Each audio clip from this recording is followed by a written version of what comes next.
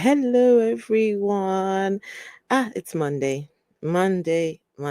Oh, I don't like Mondays at all. So, hopefully, we can put a little smile on your faces on this Monday. Hey, Arsenal, good to see you. Is this the first Monday of the year? Is it the first of the year? Right, the first Monday of the year. Right, let's see. It is actually the first Monday of 2025. So, welcome, everyone. Welcome in. Right. Um, to start us off,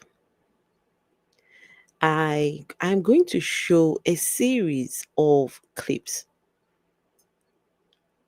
The reason why I'm going to show these clips is just so you can understand the type of person we are talking about, right?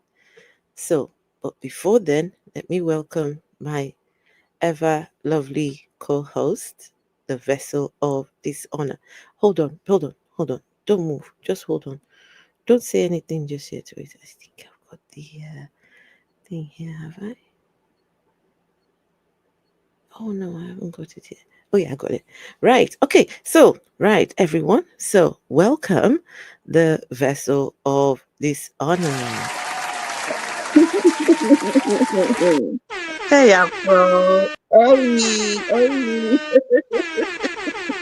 Prop, prop, prop, prop, Hey, prop. Hey, Afro. hello. How you Hello. How are doing? you? I'm I'm good. How are fine. you? Oh, what a welcome. Yeah. I love it. See? Meet you I'm good. How yesterday. you doing? I'm good. How are you? I'm fine. I'm fine. Hi, everyone in the comments. Hope you're all well. Arsenal 14. Arsenal is here. Arsenal. Hey, Afro. How? I'm good. Thank you. I am good. Monday blues. Ugh. But yeah, Monday is almost over, and yeah, I'm back to doing something I love doing. I seem to be enjoying the this Toby investigations recently. It's just been crazy. It's like, what? I didn't know this guy was as bad. Well, I knew he was bad, but he's worse than I actually thought. Vesu, did you know about Toby before now? No, not really. I just, Mm, just here and there you hear something, but you don't really pay attention because it's just one of those. Do you know okay. what I mean? But of recent, yeah. And do you know what? Toby is the gift that keeps on giving because every time we do a live stream about him, I find out something new, Mm-hmm. something I never knew before. And I'm like, "Oh, how come all these people are not seeing this? You know? So, Yesterday, I thought you missed out because we did the this his lawyer. man, how could I miss that? Man, do you know, my heart was broken, but I had some stuff I had to attend to. Absolutely, I understand. Life happens, but I will Absolutely. go back and watch the stream. I'm Okay, sorry for okay. disappointing, guys. I No, wasn't, don't be sorry. able to I'm attend just yesterday, saying, but I'm here today. yesterday, I'm thinking, okay, that would have interested you, but Mhm. we could do it again. We can do a rerun, Yeah, we or can do that that another particular day. one. Yeah. Or I can do it on my channel with my commentary, you know? Okay, yeah, you can stream it onto yours and then do your Yes. commentary. Absolutely, nothing stops us Yeah. from doing that. Hey, Okay. Oshi, Oshi, how are you? Good to see you. Okay, everyone. So I'm going to show a series of clips. 1 second. Let's do this. Oh no, no, no, not this one. Give me a second. How's everyone's Monday? Hope your Monday is going well or has gone well, is going well. Okay. I'm going to show a series of clips,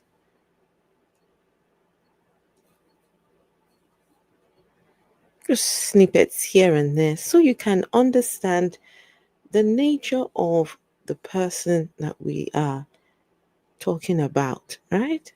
Just have a little feel of this person in case people don't know who he is, what he stands for.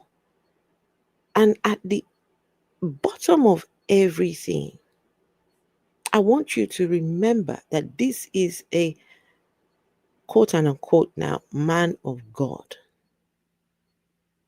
a man of God, a man that God is supposedly using for his work or whatever this is he's doing for God. Okay, man of God. Always put that in bracket, man of God. Okay, right. Let's go. This is an interview he did with Chude.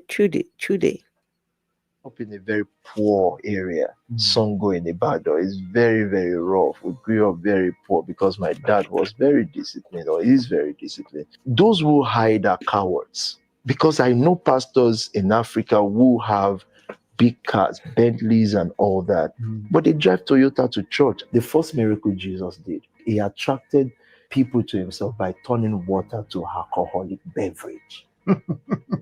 Our parents went to church, for those whose parents are not pastors, went to church for many years and they came out with nothing. Literally, nothing. There was a time they said they shut down the church. We are still meeting. We would finish service and the altar would be filled with all manner of drugs. And we didn't even know how to report to the police. We were just doing our thing unfailingly after. Okay.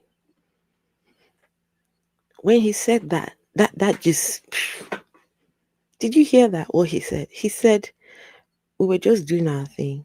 Services will be full of all manner of drugs, and we didn't know how to report it to the police. What? You don't know how to report something like that to the police? Just call 999. That's all. This guy, this is Just call. what I'm saying. Afro, this guy was supposed to have been working with community leaders. He was supposed to be working with the police. Why did he feel like he could be this one man band that would rid the streets of drugs and knives and lighters and rizzlers? He was supposed to be working with the authorities. He keeps saying, oh, the authorities said this, authorities said what? They didn't offer to help, they didn't offer to step in. What safeguarding measures did this man have in his church in Mhm. order to protect those who were coming in to hand over the drugs and the knives and stuff? Can you imagine, Vessel, though, going to a church where after the service is drugs, gang members, a fight? You know, fights have broken out in Spar Nation. Really? Police have been called. And when the police got there, and there was one person, his girlfriend attacked the police. I really? The girlfriend attacked the police and they arrested her, took her to the police station. She stayed overnight. Fights have gone on in church.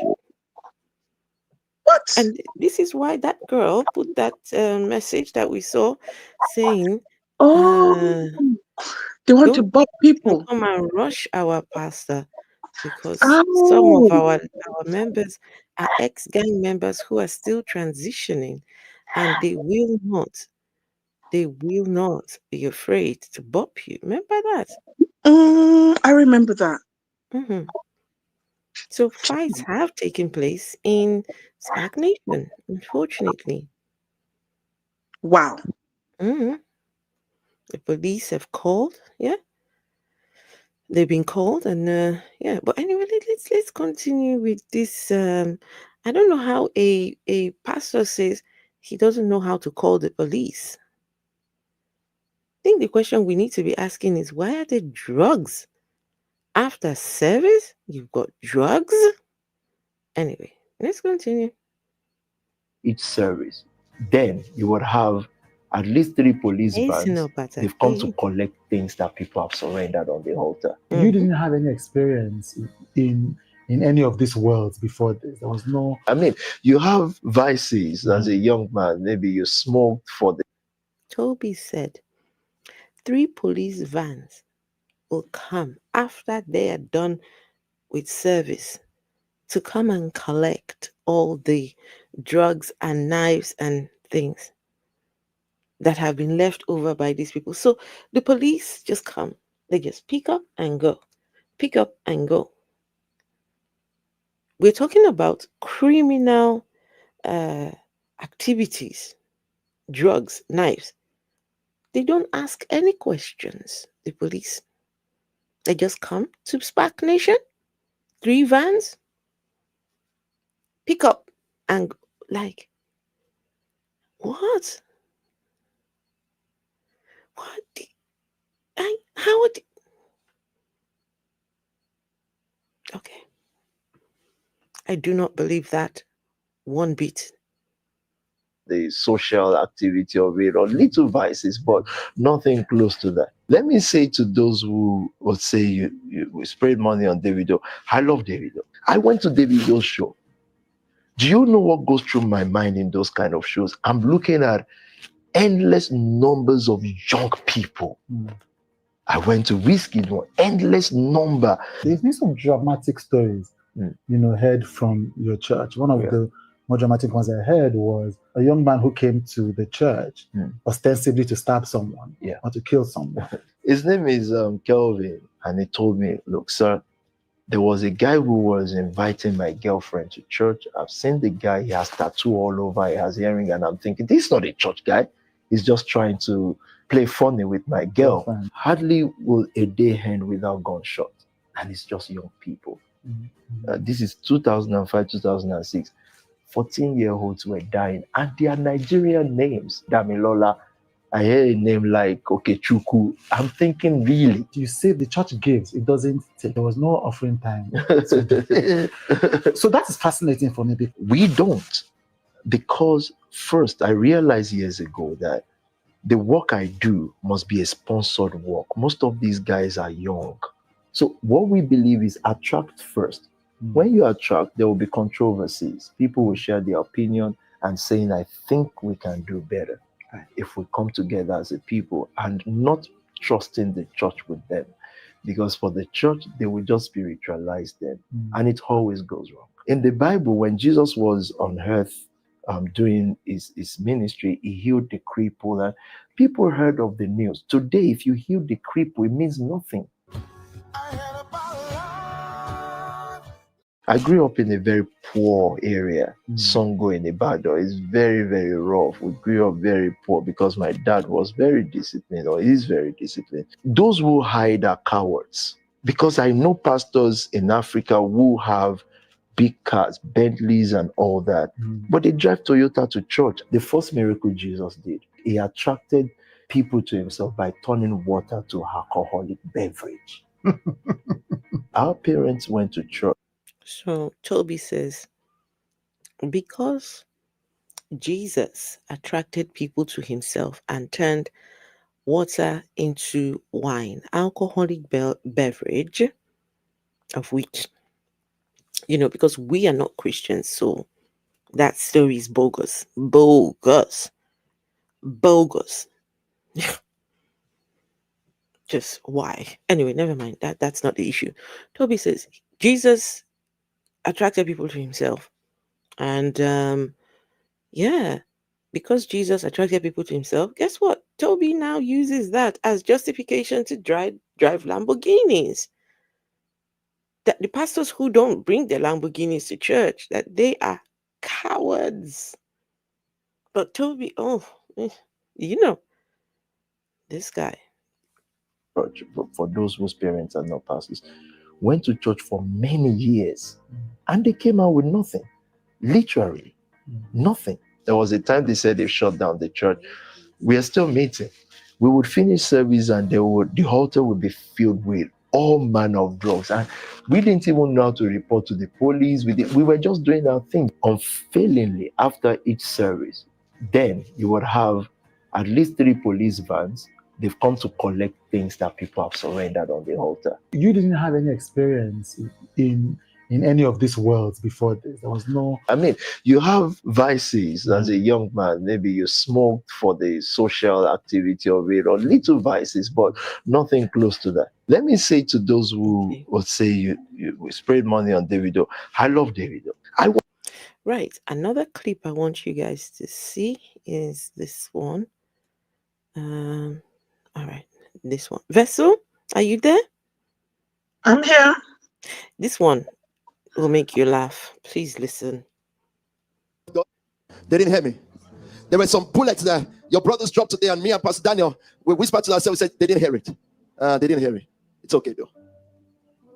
It is right standing that commands right worship. There's no right song. There is right connection. And so I spoke about how if you align with the will of God, with what God is doing, it will have no choice but to give you an anointing to take your community, to take your secondary schools. More than 6 schools this week. I was told preaching and talking about Spar Nation, using it as what to teach their students. More than 6 this week alone, including Cambridge.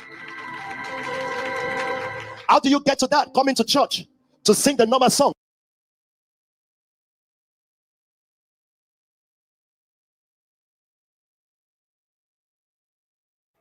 Vessel, you didn't say anything. You didn't hear it? Oh, I'm trying to make sense of what he's saying. He said he went to 6 schools, 6 high schools, No. including Cambridge. No. Talking about I will take it back. No, I will take it back. I will take it back. All right. Hello, everyone. Let's see. We've seen I see Mary Parker. Hey, Mary Parker. I'm loving your channel. Thank you. BTY London. Hey, Afro, did you watch Ruthless on Amazon? Amazon Prime? No, Ruthless. I don't even know what that is. Ruthless.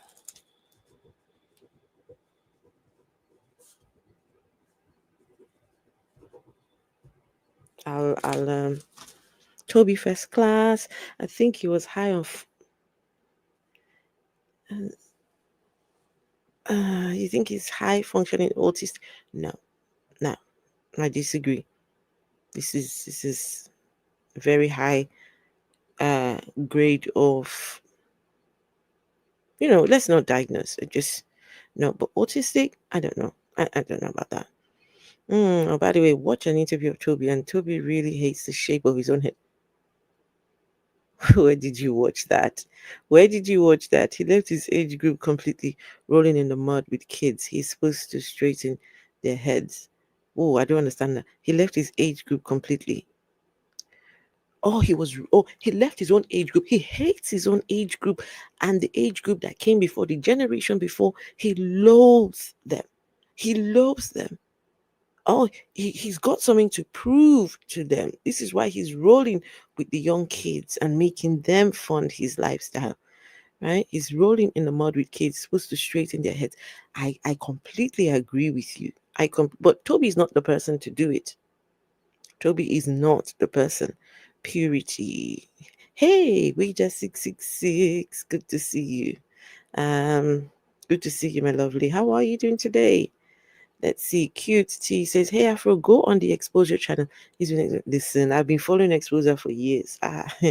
When Exposure first came out, I'm a regular customer on there. Exposure. I am. You don't want to know. Never mind. I'm fully following that channel. Yes, absolutely. Oh wow. Any video that drops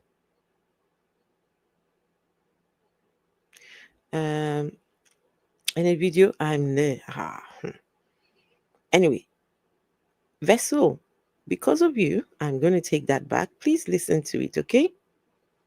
I want you to listen to Okay. All right. They didn't hear me. There were some bullets there. Your brothers dropped today, and me and Pastor Daniel, we just very quickly, Vessel. This was the early days of Spar Nation, right? His wife would nowhere in sight.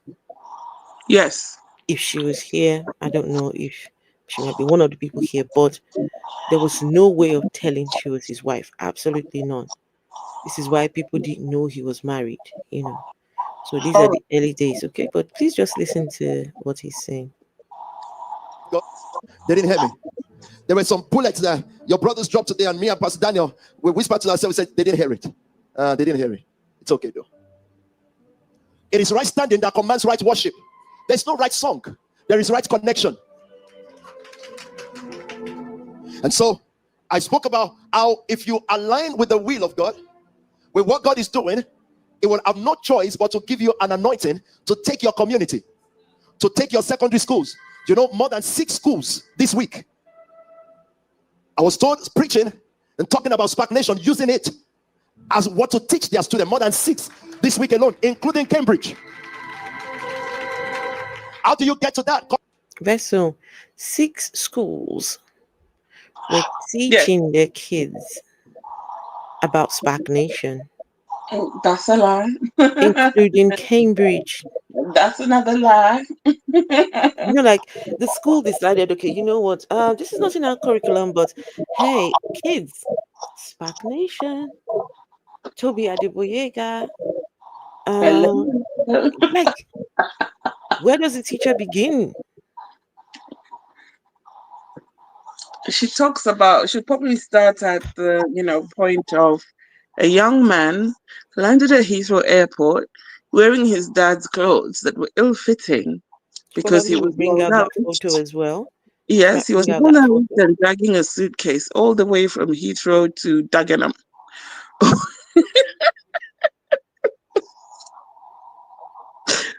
Yeah. That's what comes to mind. I mean, see, the people that once praised this guy, I'm sorry, you guys really, you boosted his ego. I mean, I understand. I completely understand. People thought he was, there to really help. He was there to, make some kind of impact that the police couldn't. I get it. But my goodness, this thing went into his head. The thing went into his head. His head got so big. Oh my, but never mind. I'll let you guys hear that again for those people who didn't hear it the first time. Toby said they were teaching in Cambridge. Cambridge decided, today we are going to teach our students about Spar Nation. They didn't hear me. There were some bullets there. Your brothers dropped today, and me and Pastor Daniel, we whispered to ourselves, we said, they didn't hear it. They didn't hear it. It's okay, though. It is right standing that commands right worship. There's no right song. There is right connection. And so, I spoke about how if you align with the will of God, with what God is doing, it will have no choice but to give you an anointing to take your community, to take your secondary schools. You know, more than 6 schools this week. I was told preaching and talking about Spar Nation, using it. Vessel, Yes, just very quickly, while I remember, can you please remind me to tell you something about that? The white boy, Connor. okay, Connor. All Right. right. Okay. Did we ever finish the focus on the goons? No, we haven't. Okay. Because of Connor, we need to go back on the goods. We Oh, have yes. to go back. Oh goodness, trust me, you will laugh. Okay, sorry, people. Country schools. You know, more than 6 schools this week. I was told preaching and talking about Spar Nation, using it as what to teach their students. More than 6 this week alone, including. Wait, they were preaching Spark. They were using Spark as what to teach. Toby. Cambridge. How do you get to that? Coming to church to sing the normal song. No, what you just saw now, the power of the Holy Spirit. And the moment we shut him out of the church, there is no more church. Okay, so that's that one. And there is this one. Right. Okay. Check out those who accuse you of money. Ask them, when last have you given? The most is this house. Because you can't have money and give it. Check out those who accuse you of money. Ask them, when last have you given? We fed over 3,000 young people this month, this year. Did you contribute? No. And you want to tell me about money? When how many people live in your house? I've got 14. You're driving a selfish life and you want to tell me about money? When I've turned everything I have over, let me tell you, there are people that God just creates to make money. I was one of them. I turn it all over to the Lord and to the Lord's people.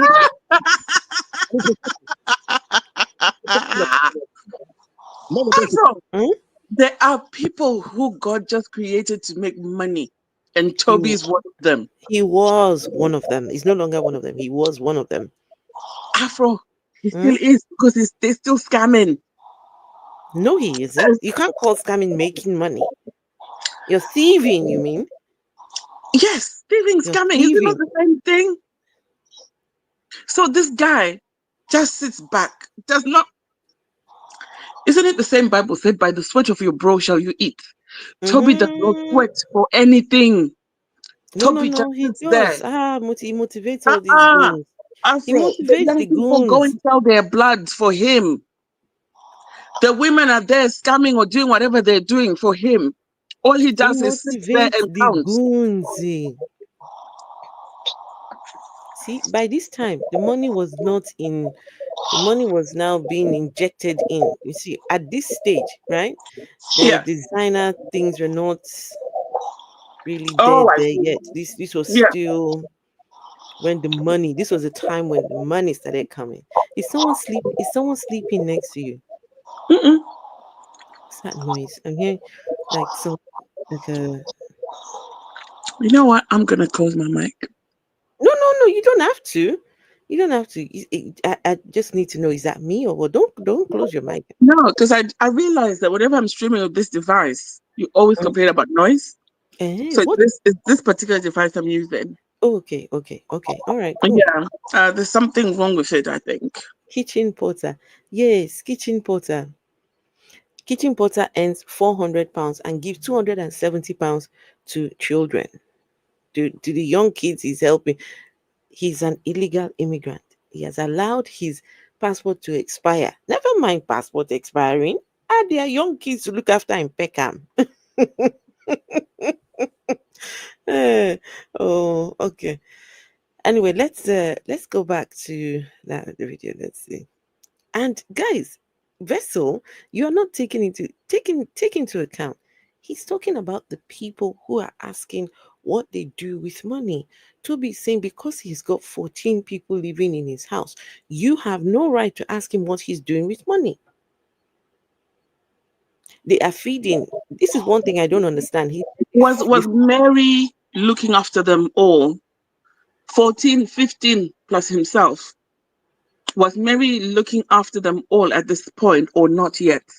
I don't know. Was it Lucy doing the looking after? Lucy is usually, you don't really see Lucy in this period. You don't see Lucy. So maybe there was someone else doing the looking after. I don't know. It's hard to tell. Because the way it's now going, it's as if this guy mooches off women. If Mary has to look after mooches off everyone. Mooches off everyone. And he, see, at this stage, right, he's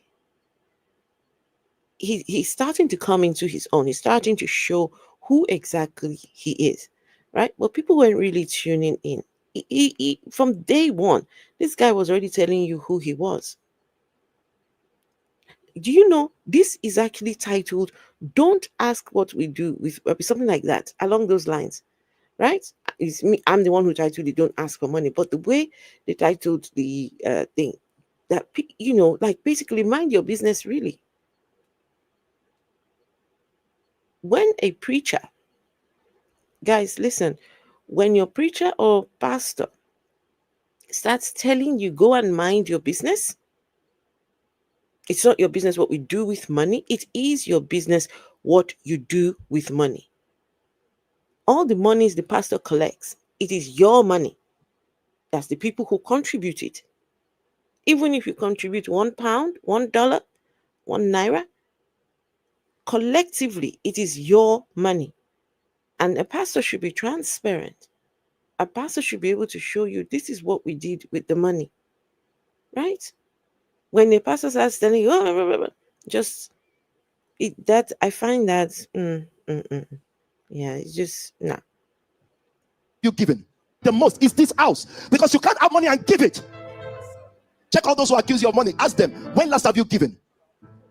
We fed over 3,000 young people this year. Did you contribute? No. And you want to tell me about money? When how many people live in your house? I've got 14.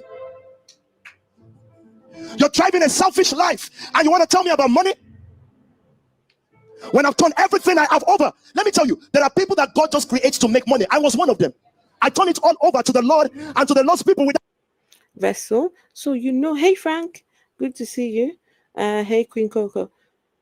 Vessel, this guy is saying that God created some people to make money, right? So when God was creating everyone, you see, there are billions of people on planet Earth, 7-8 billion people. So as God was creating them, God was saying, this one, create this one to make money. Frank, I don't know if Frank is a millionaire over there. Frank, yes. God said, Frank, him. Yeah, he's for making of money. Mary Parker, she looks like a rich woman over there. So, okay, Mary. Okay, let's create her for making money. Sinopataki. Me, I don't know about Sinopataki, whether Sinopataki is created to make money.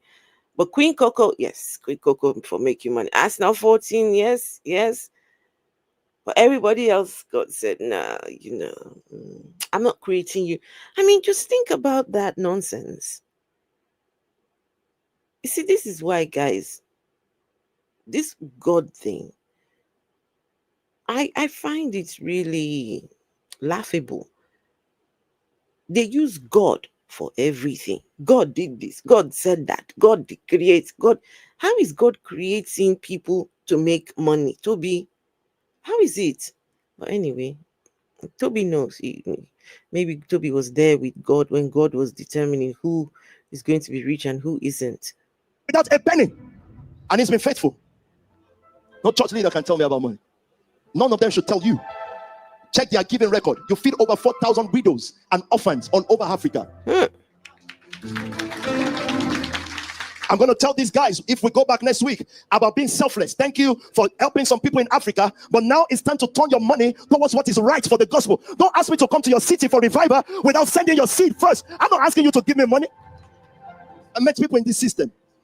Don't ask me to come to your city for revival without sending your seed first. Seed time, harvest time. Toby said You want a revival? Send me your money. This guy. It has gone to his head. He said send your seed first. He wants the seed in advance. Yes, for revival. For revival. This is the revival which God should be taking the glory for the revival. Shouldn't, if God is in that revival, if God is the one who is orchestrating the revival, shouldn't God be supplying the money? But Toby said, you send me your seed before I even step in your city. I need to take that back. I need to hear that again. Say that. Say towards what is right for the gospel. Don't ask me to come to your city for revival without sending your seed first. I'm not asking you to give me money. I met people in this system. They become captives to the system. Young men, young girls, listen to me. There's only one prayer that God looks for in the life of everybody. And don't you sit there and be the older ones. God does not look for age. It does not. Can I ask everyone, this audience compared to the audience yesterday, let me see. Spark Nation has taken a big hit. Spark Nation is not sparking anymore. Right, let's see. Spark Nation is not sparking anymore. They're nosedived. Nosedived. It's Splat. not sparking anymore. Wait, let me see if I can find. Yeah, look at the audience now. Spark Nation is not sparking anymore. Wait, let me see if I can find a good photo, or well, just a view, right? A view of, right. So look at, this is the current day Spark Nation. More designer clothes, but less people. Now there's more designer clothes, but less. Look, just look. Only 4 rows. Is it 4? 3? 5. I What a think shame. 1, 2, 3, 5. Wow. Just wow. Guys, look at the difference. This one and this one. Huh? Look at the difference. Look. Wow. But they wow. It gives me joy that people are starting to wake up and leave. Yes. From Spark Nation to Scam Nation. No, it has always been Scam Nation. It has always been Scam Nation. Always. Not care about age because he is ancient of days. He's looking for vessels. When they turn to Jesus and say, teach us how to pray, because I don't want to preach today. God said, just Toby says God is looking for vessels. Hello, vessels of dishonor. He don't want me. God is looking for you. He don't want me. He does not made want you me because a all vessel of I will dishonor, though. do is dishonor him. He does not want me. Okay. I will cause wahala and trouble and boss back. God doesn't like all. God doesn't like all this kind of. He likes obedience. He Me, I'll likes question everything there. 100% obedience. So, and I know you will not even. It's not your type. Anyway, but they said they're looking for vessels. In case you change your mind, you can be the vessel. Anyway, let's continue. Sorry. Just tell them. And if you've heard today the word PT being repeated many times, it's because I died. You're not dead if you've not died in your money area first, you know. You're not. You're very much alive. See, you've gone on 5. Toby said, I'm sorry, guys. I have to do this. Toby's saying, if you hear the name PT being mentioned everywhere, the reason why that is so is that he died. He died in the money area. He gave everything. That's why you are hearing his name. If you want to be relevant, you need to die to your money. You need to give it all. This is the undertone that you guys need to take into consideration. You need to be tuning in and be listening. Toby said he died. And Toby, what money did you have? We saw you pulling your suitcase now. We saw the suitcase. So what? This man just sit there and lie. That God looks for in the life of everybody. And don't you sit there and be the older ones. God does not look for age. He does not care about age because he is ancient of days. Okay. He's looking for vessels. When they turn to Jesus and say, teach us how to pray, because I don't want to preach today. God said, just tell them. And if you've heard today the word PT being repeated many times, it's because I died. You're not dead if you've not died in your money area first, You're not. You're very much alive. See, you've gone on 5 holidays this year and you fed no widow. And you have the gut to tell me about money. I've not gone on any for 14 years. But I've fed more than 10,000 and thousands of widows.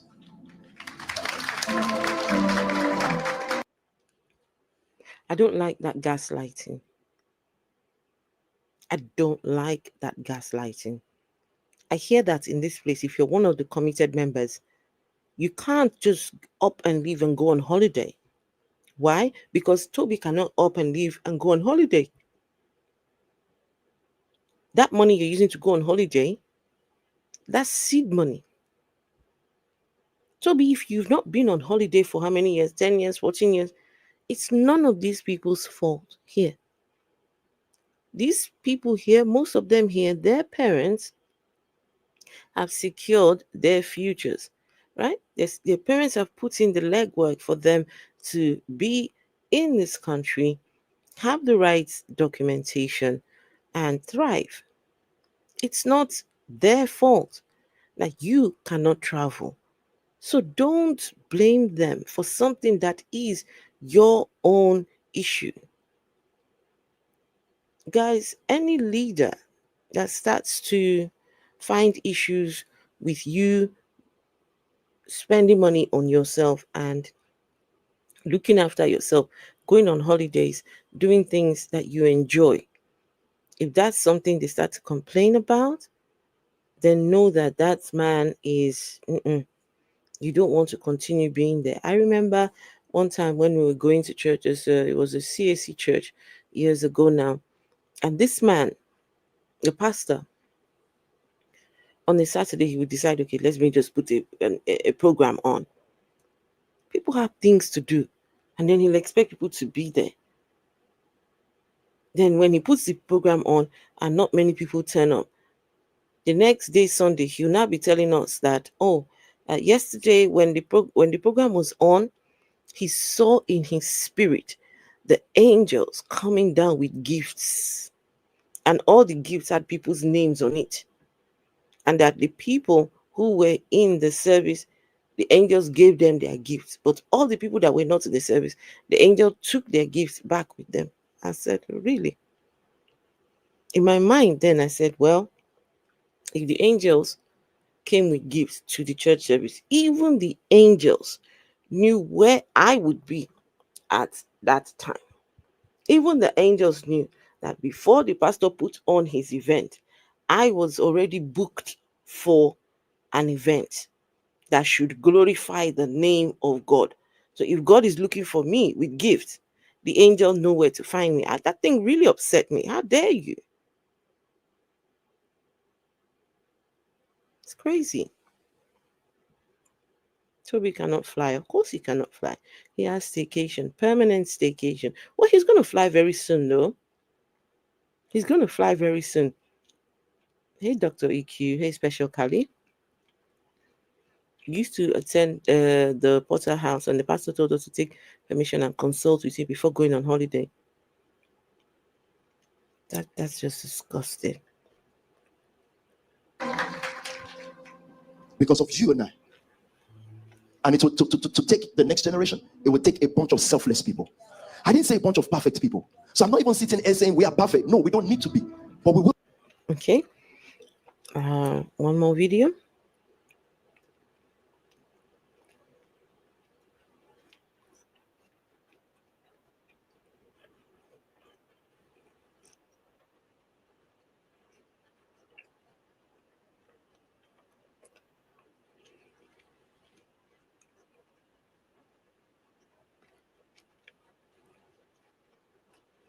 Mm-mm-mm.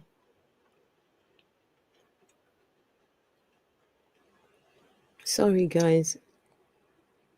This guy is talking to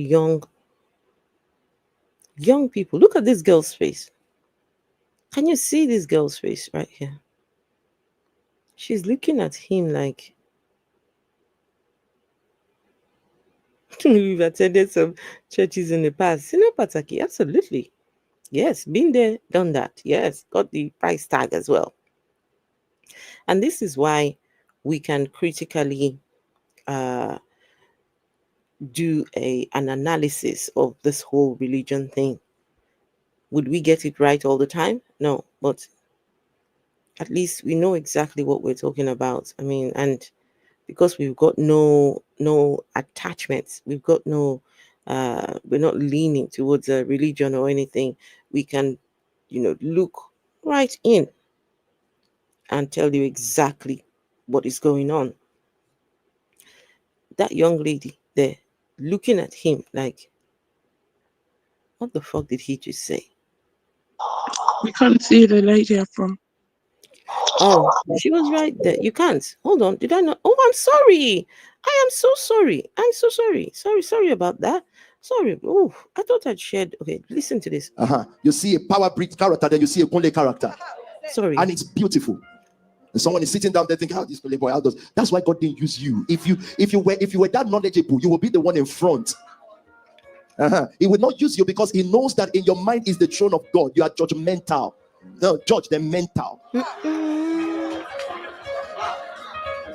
I'm sitting. As I was saying, these are young people. He's telling them there is a Kunle, someone called Kunle here. God is using Kunle. But you, the rest of you, God is not using you because you are not knowledgeable enough. And number two, you are judge and mental.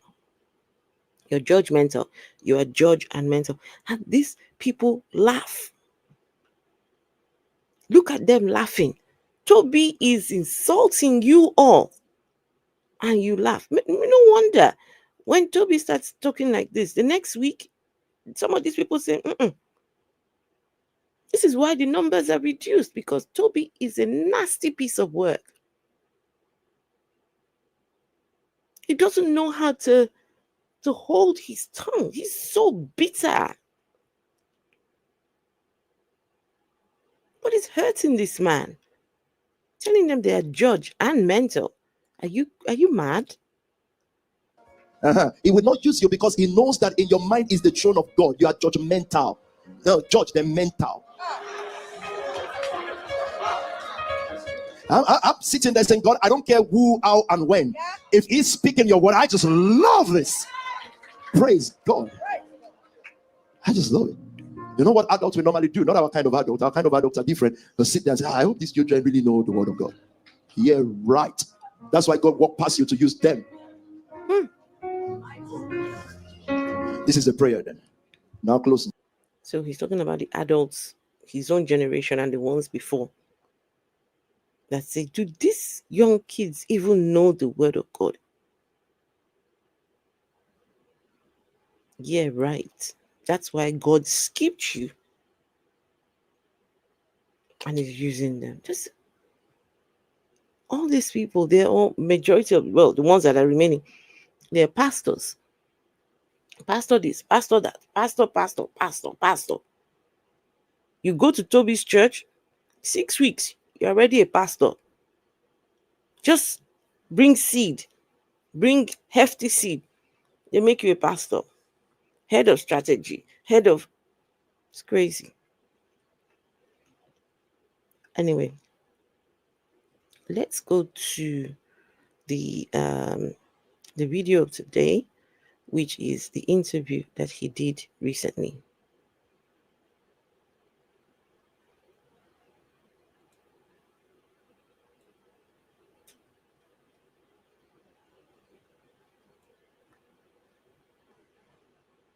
This is the lady that after she was done interviewing Toby, Toby said she was begging to be at his next party. After this interview, that Mide, I think her name is Mide.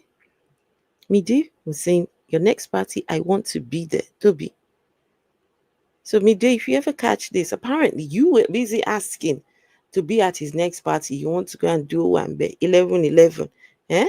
And to go and meet Davido at the expense of those young kids. I'm still waiting. Next 11-11, Daddy Freeze. Oh yeah, go and party now. Go and party.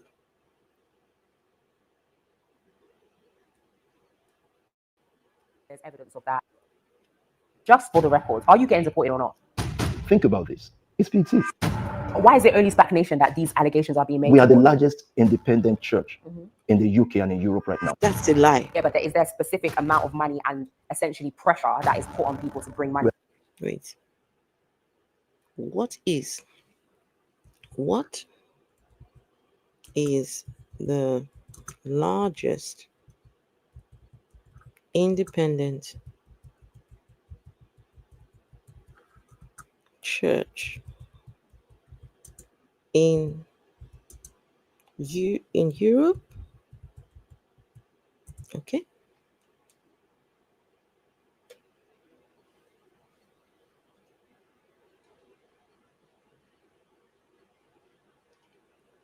List of the largest.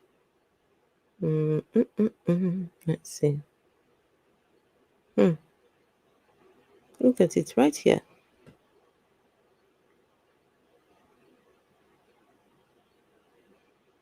Yoido Full Gospel Church, Calvary Temple, Nginden Bethany Church, Victory Church, New Life Fellowship Association, Deeper Life, Christ Commission Fellowship, Lakewood Church, Church of Highlands. I'm trying to find Spar Nation. I don't see no Spar Nation. Okay, some people will say because it's Wikipedia, maybe you don't get the okay, but largest churches in Europe. Let's see.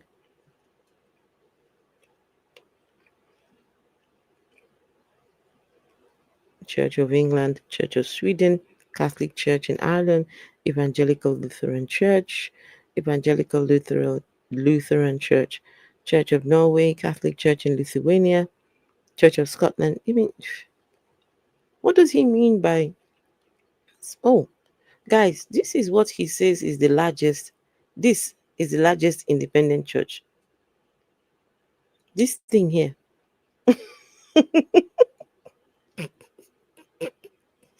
The largest independent church. Oh, I love this guy's his inflated ego. It's such a it's a thing of amusement. Okay, let's see. There's even some people I can see on there's even some people I can see on screen now that I can tell stories about. Oh, where? What are you talking about? What are you talking about? I feel bad because some of my close friends are pastors there. Oh, I'm so sorry. I lived with in uni. Genuine guys was talking at Potter. Oh, you mean you're talking about Potter's house? And many churches with these insidious practices. Completely agree. 5 Column Church. Hey, which one is 5 Column Church? 5 Column Church.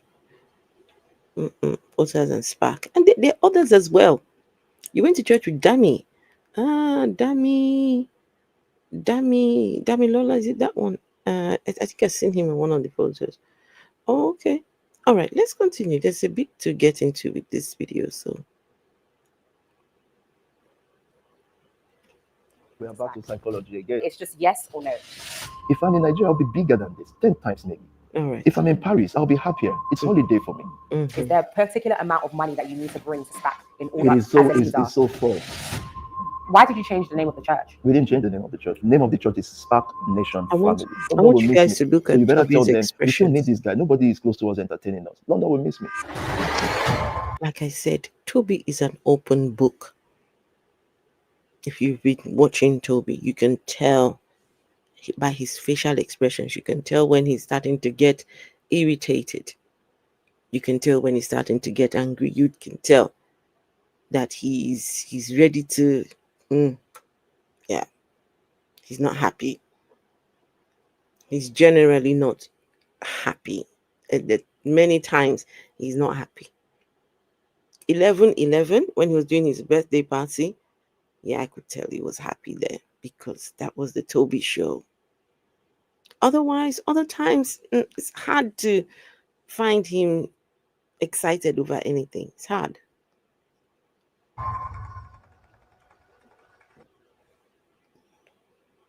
Welcome to Off the Record, a platform for individuals to speak their truth, discuss their thoughts, and own their stories.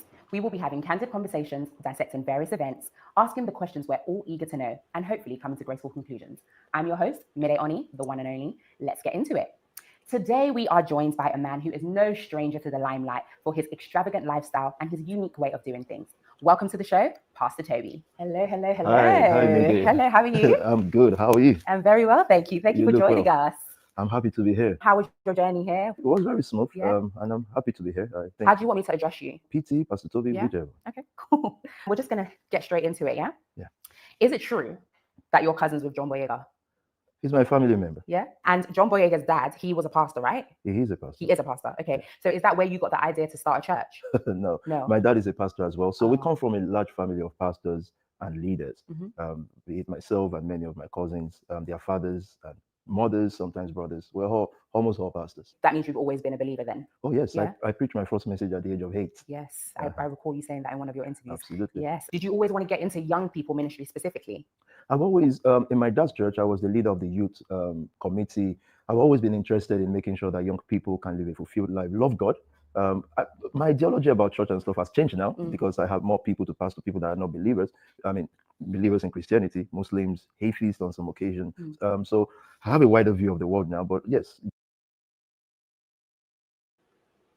Did Toby just say he's pastoring atheists?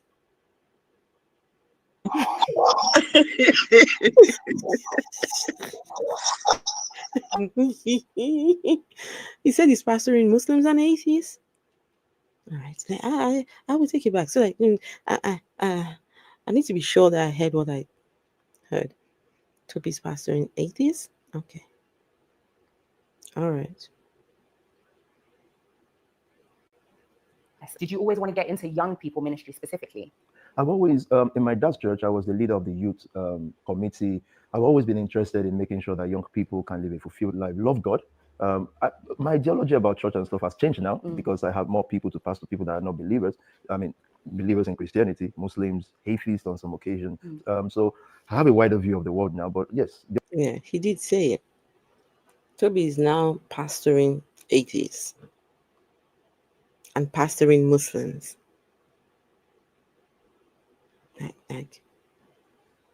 Huh? This guy, let's see.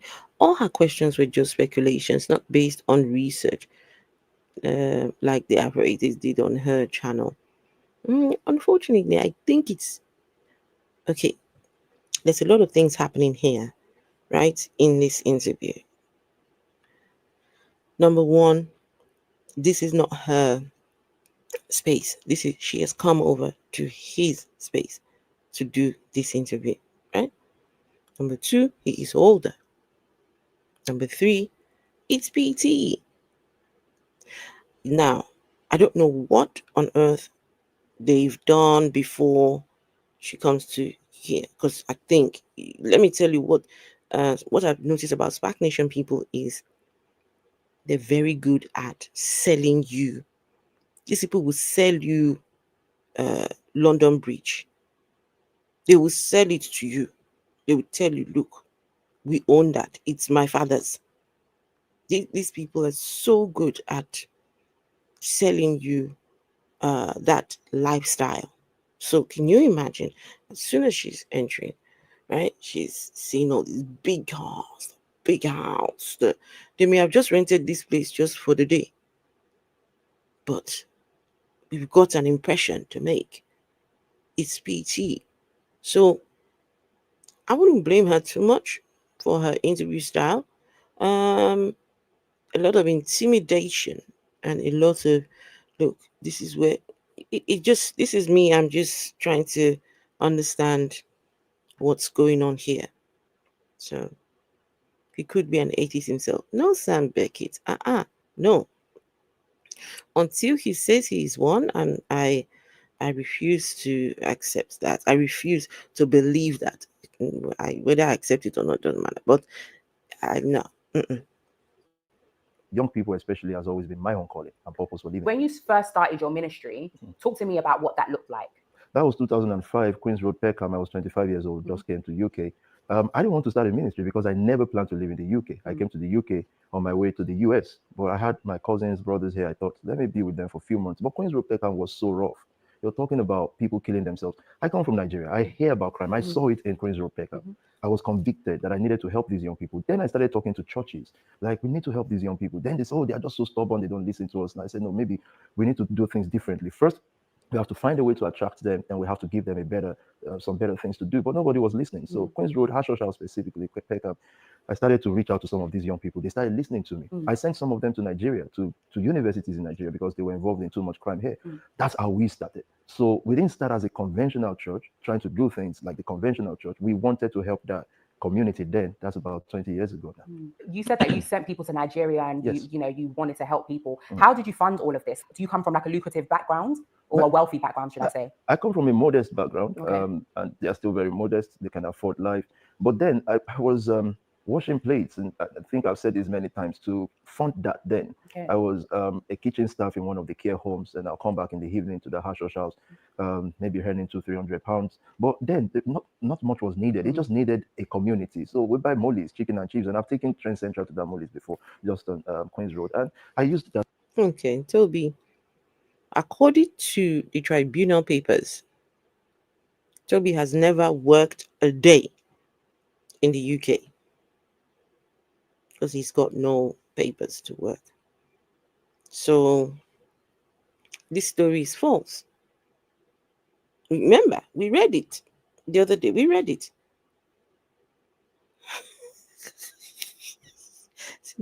He says £400 to send kids to Nigeria. No, he was earning £400 and he spent 270 on the kids. So on the kids here. So the other 130 is for sending to Nigeria. Toby, a 25-year-old boy, knows to gather money and you off you go to Nigeria to go and study. What? Just how do people sit there and let him get away with his BS? Something like that. Now you should pause and ask him, okay, so can I meet the people that you sent to Nigeria? What are their names? And what courses did they study? How are they doing now? These basic questions? Just let him. And how you would know that he's lying is as soon as he says, I send people to Nigeria. Oh, and quickly he's jumped onto the next, so that you, the interviewer, do not pause for a minute to process what he has said to you. We're on to the next subject, so that you will not pause, you will not process it. To fund that then, and they were listening to me. So sending people to Nigeria means someone involved in crime here, after they've served their time, they needed to find life, and I knew that this environment was not conducive for them. They'll go back to that life. At the time, I haven't created the things we've created now, so I don't know what to do with them. And they went university in Nigeria. They did well, first-class graduates, now back to the UK and doing well. You mentioned Who are earlier they? that you wanted to help the youth by attracting them. Yes. Right? So I'm assuming you mean that in terms of money, right? Either it's money or or the look of it. Okay. Because that's why they were selling drugs on the street. So it's not money, like, come take money. I think our community lacks inspiration at close range. So you can love rappers and all that, but they're not close to you. What I did was simple. Then I wasn't wearing no drip, then I couldn't afford that. But as we grew and we could afford some things, I knew that that's why they followed drug dealers. And if I'm going to attract them, I have to look like that in order for them to come. Most of them, when they then come, they realize that the message is more powerful than they look, but there has to be an attraction point. Is that why a lot of your, I guess, your messaging is very heavily prosperity based? The funny thing is my messages are not prosperity based. It's just the ones we see online. Well, I don't know where people see my messages online, but if you go on SoundCloud, you'll never hear me talk about prosperity. It's not true.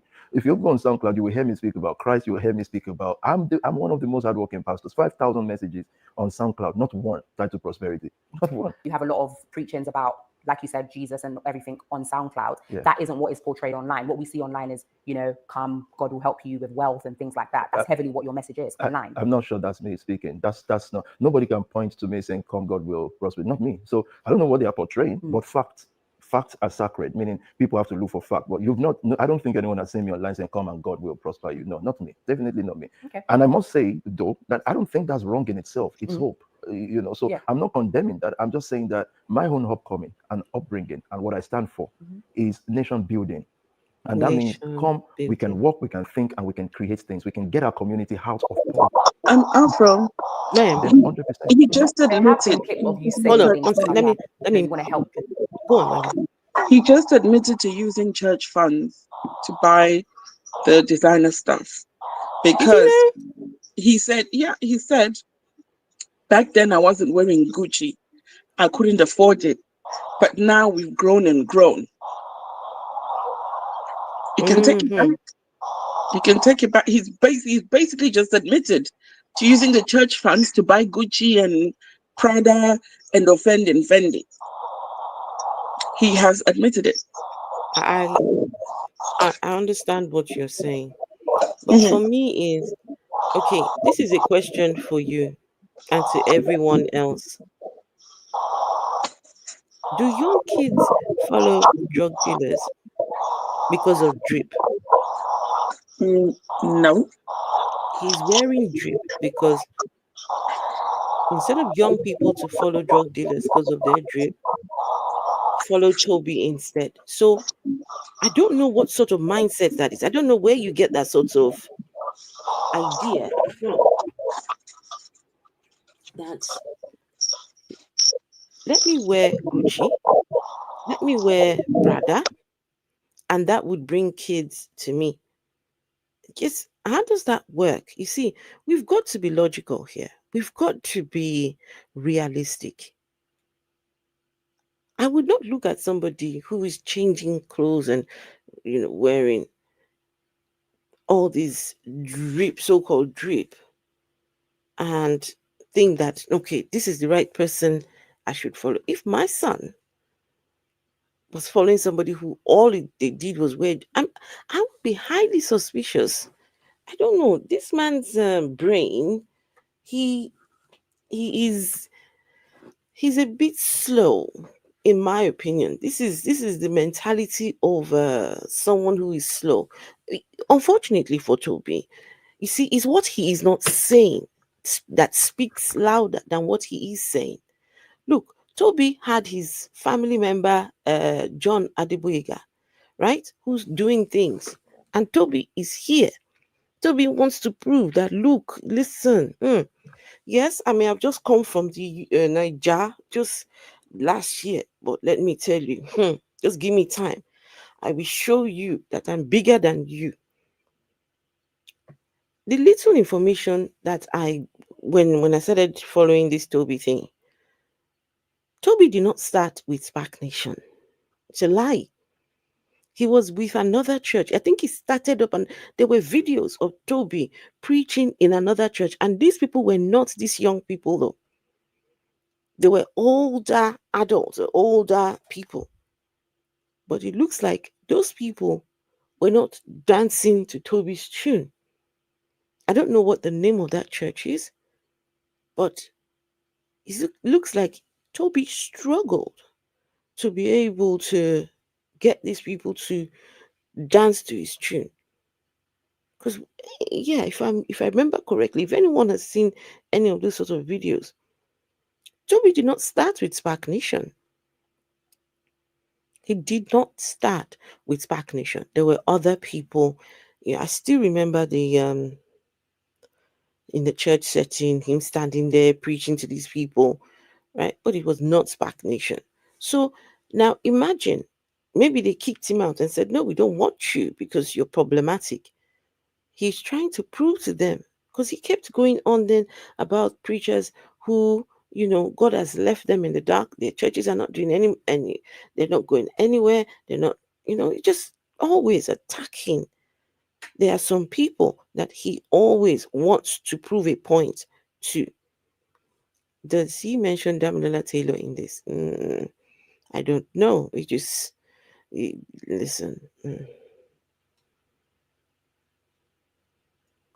People's lives, you want to change them from the better. You mentioned just now that people are attracted to drug dealers because of the lifestyle, right? Yes. So those are things that you've said online. So wouldn't that be in line with wealth? Well, it's in line with living a purpose-filled life. Okay. So the definition of wealth will vary from persons to persons. For example, we have our church movement has the largest community of STEM students in technology and science and all that in Imperial College. For those who are there, they don't wear dreams and all these things. They are wealthy because they found a pathway to get into those universities. That's wealth. Those who want to be musicians, they have Limitless, one of our outlets. That's wealth for them. Sorry, can you see how Toby is contradicting himself? So you have the largest the largest people in the STEM world. They are wealthy because of the nature of their jobs.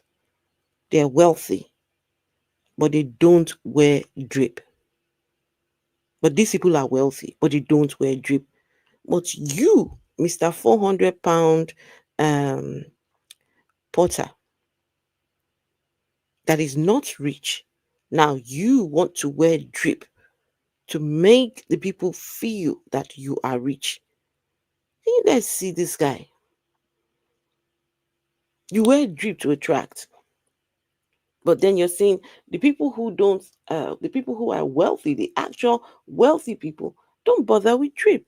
Because listen, rich people don't, well, some might. But someone who's properly got it, who's got it, you see them, they just wear one small tiny shirt and, just, you can easily just. Have you seen Bill Gates? Even Elon Musk. See the way he's dressed. Toby dresses more than all these rich people combined.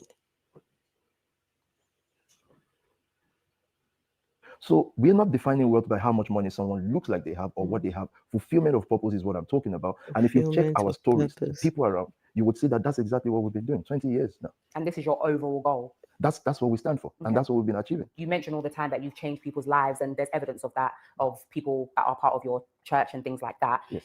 You speak about this online often, especially in your interviews. Yeah. It doesn't negate the fact that there have been multiple allegations made against Spar Nation, right, against particular members, leaders in your ministry. Right. So I want us to kind of talk about that, because there have been allegations in regards to coercion into getting loans out, benefit fraud, etc., etc. Obviously, these are serious allegations that you specifically have denied multiple times. Right. But there's usually no smoke without fire. So where do you think that these allegations are coming from? Now, I've heard there's no smoke without fire now for about 5 years. We've been asking the public. We've spoken on BBC. We're speaking here now. Show me the fire. As in, you cannot keep alleging things. If it's 6 months, I get it. But this is 5 years after. 2022, February 10th. The police themselves said that haven't revealed these things submitted to them. And remember, this was not submitted in a corner. All the so-called allegations presented it on the sacred floor of the parliament, to the parliament, and they read it. They submitted it to the Minister of Internal Affairs or something like that, who submitted it to the police. The police came back on the 10th February 2020 that haven't considered and reviewed these things, that they have no weight for them to even open an investigation. How ridiculous. So we're saying that if this is not racism, normally that MP should be apologizing now. Maybe they don't apologize a week after, a year after. It's 5 years now. Has the police questioned anybody? Has anyone been invited by the police 5 years after on a popular case like ours? We think it's unfair to continue to work in allegations without fact. We want to fix those issues if they exist. But how can we fix something that no one is showing us where the fire is? What you're Toby, if the allegations are unfounded, go and sue Steve Reed. Take him to court. If the allegations that MP Steve Reed brought on you and your organization, if all that is unfounded and it's not true, then take him to court. In fact, you will be better off for it, because then that money you craving and looking for desperately, maybe he'll be the one, by the time he's been ordered to pay you damages, you will see at least something. But I don't understand. So MP went to the parliament, told them this and that, but the police came back and said that is not sign that you are innocent. That is not a sign. And you, Toby, should be thankful that they chose to not come after you. Right, Vessel? Vessel, are you there? Yes, he's very lucky. He's such an ungrateful person. He's such an ungrateful person. You're saying I understand the path that you're going down, but could it now be, if we look at the other side of it, could it not be a situation where you guys have just cleaned up your tracks really well? You can't clean up your tracks with, this is UK, this is not Africa. We were not preparing for all those noise to happen. So how clean can we be? We are just a young organization who, by the way, I'm not saying we're perfect. There would be mistakes. But if somebody alleges things like safeguarding issues, like sexual harassment and rape, they will pay in court. They're all in court now. They're all running out because those are strong allegations. And if you're saying it's submitted and there's nothing coming out of it, and nobody comes out, I think that's quite unfortunate for it to still be peddled around by fake media.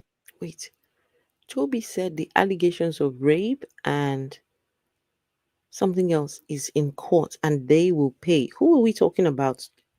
Guys, one thing you must understand with Toby is he does a lot of rambling, a lot of, someone said it's Japanese. Who was the person that said Japanese? Right? He does a lot of these Toby-isms that is hard to catch what exactly he's saying. It was Dr. EQ. Right. It's hard to catch exactly what he's saying because he will start with one and just quickly move to the other. Toby, who is being taken to court? Who is paying? Let me take that back. I need to try and make sense of what he just said. It's hard to keep track of what this guy is saying. My goodness. Let's see. I've seen somebody. Hey, Red Solo Cup says he can't sue the MP because he spoke on the floor of the House of Commons and so he's covered by parliamentary privilege. Really?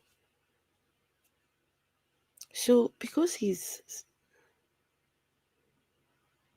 parliamentary privilege, but people can say false things on the floor of Parliament. Oh, sorry, the House of Commons. I mean, anyway, that's something I don't know a lot of, but yeah, I will go and investigate it. But even then, Red Solo Cup,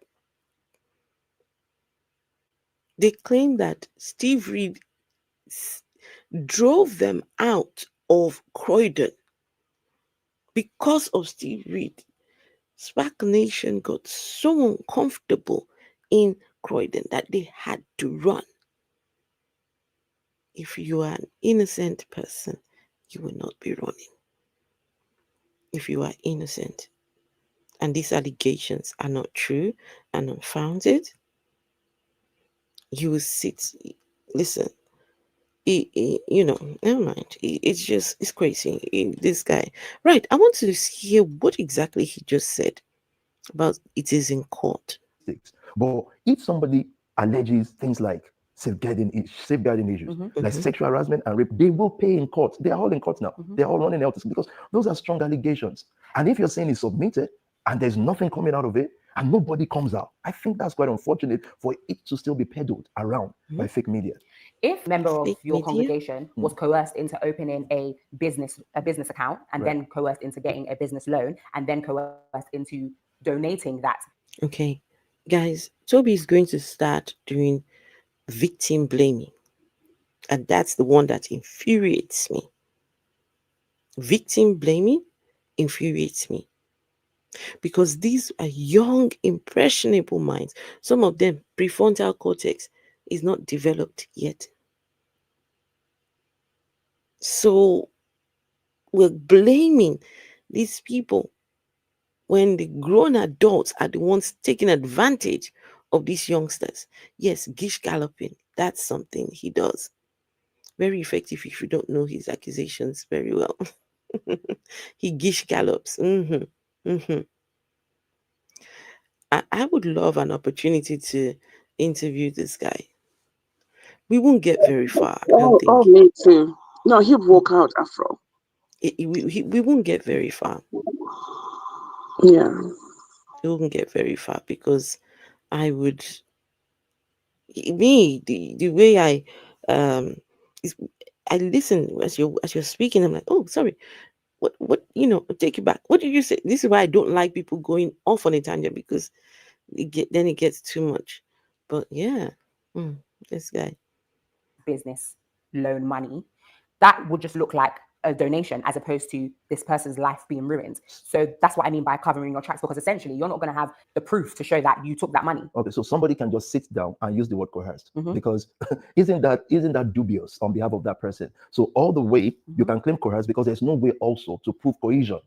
So if you did something, and by the way, we don't know where you submitted this money to. We've had cases where people were calling. You should understand that we, because of the perception of wealth, we are easy targets of blackmails. Okay. So if someone keeps shouting coerced, so nothing happened, you're just coerced. You as an adult, we're not talking about people below the age of 18. In most cases, that I'm saying, you as an adult, you were coerced into all these things. How do you prove that, and how do we prove against that? Anybody can claim coercion, like you are coerced, meaning someone spoke to you. Then you donated it exactly to who? Those are the questions we're asking. Our complete account is with the Charity Commission. 10 years receipt, including names of donor. In other words, if we say we made 2 million this year, how we got to 2 million is with the Charity Commission. If they are not racist, they should come out and say what I'm saying now is not true. You keep mentioning things about racism and that they're targeting wealthy black men, but you rightfully just said you can't prove coercion. So now you've said the police didn't have a case against you because realistically they can't prove coercion. That doesn't mean that it didn't happen. Racism, is this not what you call it's a tactic in debates where instead of addressing what's been said, they'd rather speak on something else. I think ad hominems. Yes. Those are ad hominems. When you start, no one in this interview has asked you anything to do with racism, but you just keep bringing it. You'll ask questions about these people who have given money in your church. Toby is saying, who did you give the money to? Who? This is crazy. Where is the accountability as the leader of this organization?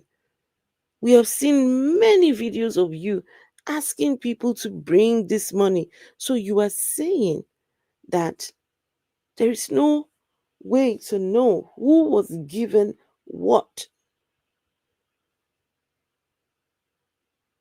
Okay. What kind of organization is this? And he's saying that 10 years, they've got 10 years record. He's only saying that to Mide because she won't question. But that's a lie.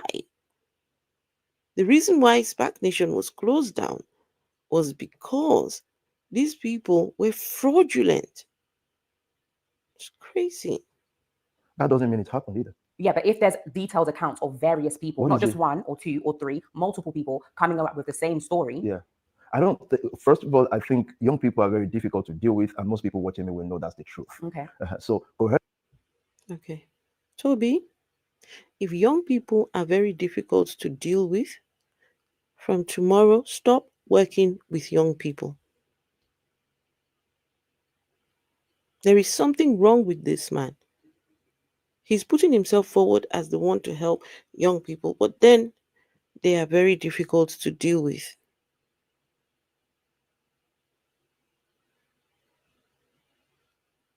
Of course they're difficult to deal with. These people are trying to figure out themselves. They're trying to, find meaning. They're trying to, where do I fit in? They're trying to find a family, a community, right? They're still trying to figure out where they belong. Who am I? All these questions.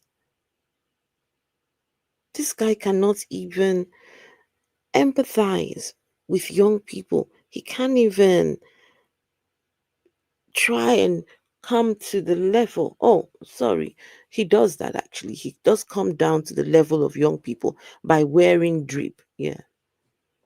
That's the way he does his own reaching to kids. They just wear drip and the kids will come to me.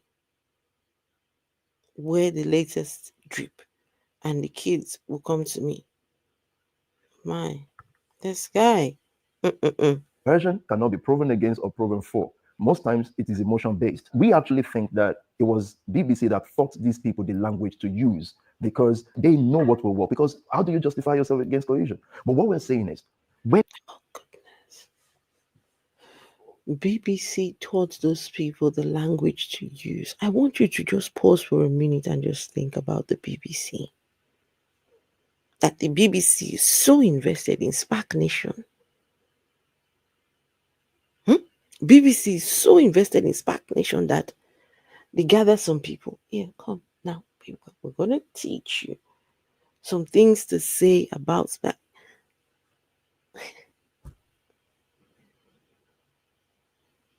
While I don't, I'm not saying that racism doesn't take place. I'm not saying that, that racial divide and the inequalities do not take place, right? It happens. I recognize that. It is part of the system. But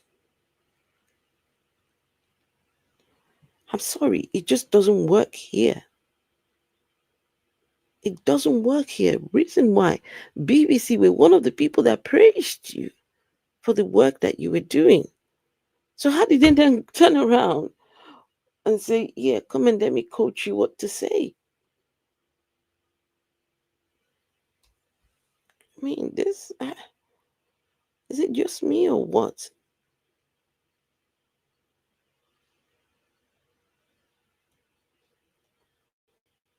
where did you submit this money to who? So that that person can be sat down with and say, who did you now finally give it to? And so two people can sit down, do a money deal, and put it on Spark.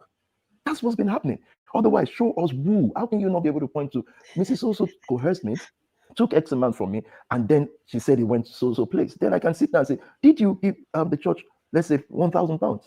We were not given the opportunity to even do all these things. The police reached out to everybody. Guess how many people came forward? Zero. At least tell the police, not BBC. And about BBC, if you feel cheated or done by someone, do you report to BBC or the police? Let's assume you're afraid of the police. Now you've reported to the BBC. Should you not file a case in with the police? The police reach out to everybody and say, come talk to us. Nobody showed up. How is that possible? So we should now prove that there's no cohesion. How do you prove that against or for us? There's one of your leaders, I'm not sure if she's one of your leaders anymore, Miriam Muller. She's absolutely our leader. 100%. So there's clips of her online, this is facts, of saying things like, I control my people's finances. I tell them how to spend their money. This is not my words, her words, it's online. Right. So this is an example of somebody saying with their own mouth that they're coercing people into how to spend their finances. No, Videos are out there. She said, no one's going to spend the money until I tell them how to spend it. Let me tell you, the person you just referenced now has built 3-4 businesses in this nation, contributing to the economy to this very moment. Economy as in SPAC economy? No, the economy of the UK. Okay. Good businesses. There are people in our house, they are doing well. You're talking about people that have been sent to school. You guys need to understand the difficulties of dealing with young people who run away from home. What finances did they have? Toby, Miriam Mola, ex-convict. She has no business working with these people you talk about. Vessel, you're going to say something? Wow. I was just going to say, because you mentioned young people who have run away from home. Does he have a license? Is he licensed? Has CQC, come and inspected and allowed them to look after young people that have run away from home? What is his qualification that enables him to look after children that have run away from home? Exactly. What qualifications does he have? And someone mentioned about his how he is sat. Yes. Body language. If you are one who looks at body language, that's that's a defense stance, right? We're getting uncomfortable. These questions are coming. I need to try and protect self, right? You put that there, and also it's a show off as well. These shoes were the ones that he was displaying in the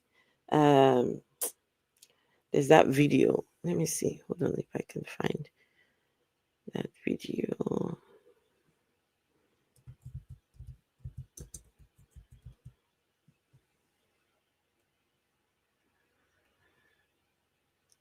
Where he was showing off clothes and things.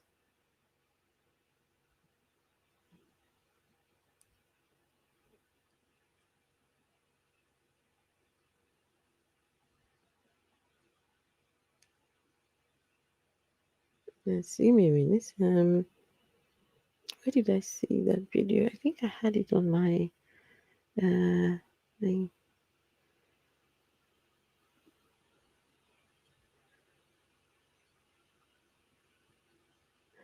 Okay. Give me a second. Let's see. I think I had it on my drive somewhere.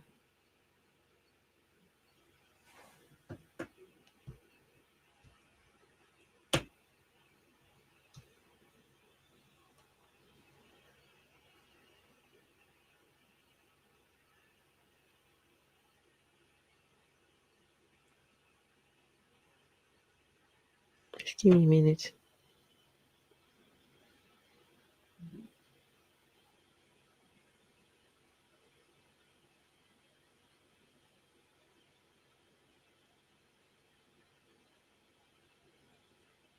Is it this one?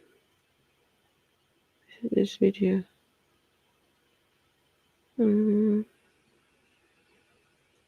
Just watch this one, just for the sake of it. Jesus time. So I dressed simple this morning. This is an LV jacket, the only one in UK. I'm married.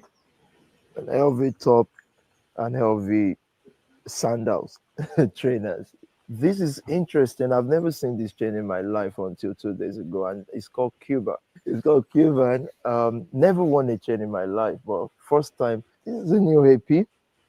Christian Watches gave me this, and I don't know the name of these ones, but they are part of the accessory. Yeah, it gets better. I think I need the Nation family ring. Yeah, isn't it? And some grills. That's never gonna happen, by the way. Never. It doesn't fit my head shape. Good morning, everyone. Show time. Sorry, man. I'm just joking. Church time. Jesus time. So I dressed simple this morning. This is an LV jacket, the only one in UK. I'm married. An LV top and LV sandals, trainers. This is interesting. I've never seen this chain in my life until 2 days ago, and it's called Cuba. It's called Cuban. Never worn a chain in my life, but first time. This is a new AP. Christian Watches gave me this, and I don't know the name of these ones, but they are part of the accessory. Yeah, it gets better. I think I need the Nation family ring. Yeah, isn't it? And some grills. That's never gonna happen, by the way. Never. It doesn't fit my head shape. Good morning, everyone. Show time. Sorry, man. I'm just joking. Church time. Jesus time. So I Sorry, dressed simple this morning. This is an LV jacket, the only one in UK. I'm married. An LV top and LV sandals. This guy. This guy. Wait, is it this one? Okay. Just give me a minute. There's a video I'm looking for. Be able to find where he was showing off clothes and the shoe, that particular shoe. I don't know if I'll be able to find it. Just too many. There's too many. This is it. This is it. This is it. I found it. Remember this? If you rubbish my talent, no be you a sing for, no be your apartment. I can guess say you stay with your mommy and daddy at 35. Okay. Right. Yeah, these shoes. That's what he's wearing in the interview. Now, where's the interview? Right. This interview here. This is exactly what he's wearing here. So make of that what you will. It's the first thing that I noticed. I found it, yes. The only one in the UK. See Wahala, Seno Pataki. Toby. Can you just, I want you just for a minute, just take that in. Say, man that has no papers in the UK, illegal immigrant, is wearing the one only coat by who? Who is the designer of that thing? And guys, you see why I know that this guy is very dense? Tell you why he's dense. He goes for the popular designer. Popular. Look, there are some other designers that they are not very popular, but they're way more expensive. Way more expensive. You know, the ones when you are rich. You rich. But this one just go and wear the popular Prada, Gucci, Fendi. This, I mean, come on. Dr. Iki said on a 100K salary. Look now, this is the shoe. They said the shoe is 100,000 or something. Wait, see, look at this shoe here. Look at, see, 40-something-year-old man. 40-something-year-old. Afro, how many of them are going to share that shoe? Because we're already seeing them sharing the jacket. You know, so that how many of them are going to share it? Vesna, there was something I wanted to show you yesterday. There was somebody who was wearing a coat yesterday, and I am sure I've seen that coat somewhere else. I am sure I've seen that coat somewhere else. Yeah, if I know in Grammy, I go still in Grammy. Repete, to my poor vitamin C, my to damn C. Come on, do it.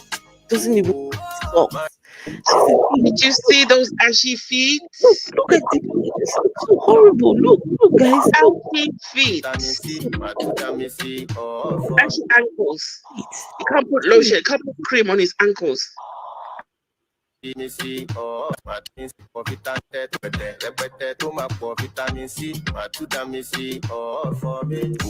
I'm trying to stop it.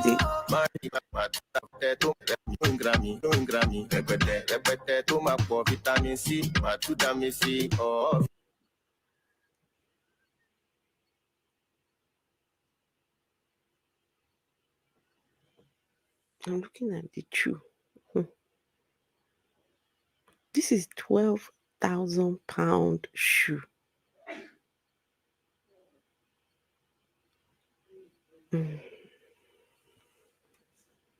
12,000 pounds.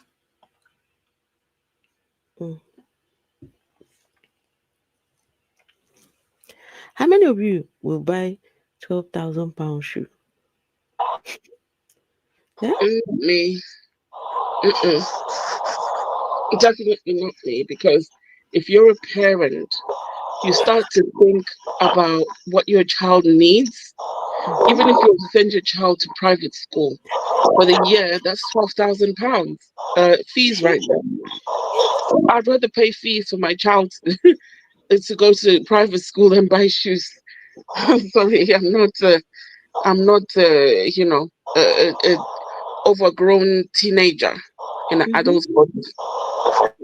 What's that noise? Ooh, guys, can you hear the noises? It's just me.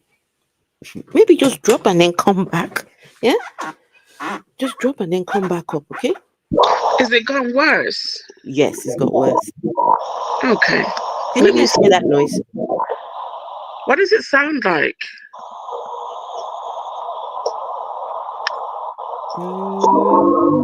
Like humming. Ooh. Do you guys hear the noise? Really? Can anyone hear the noise, or is it just me? I'll drop and come back. Wait. Like you said, someone's snoring. No, not someone snoring. No Like one's aliens snoring. underwater. It's just getting worse. How do aliens underwater sound like? Okay. Let me drop down and come back. Okay. £12,000 shoe. No, I need to see this thing again. When your pastor jumps on.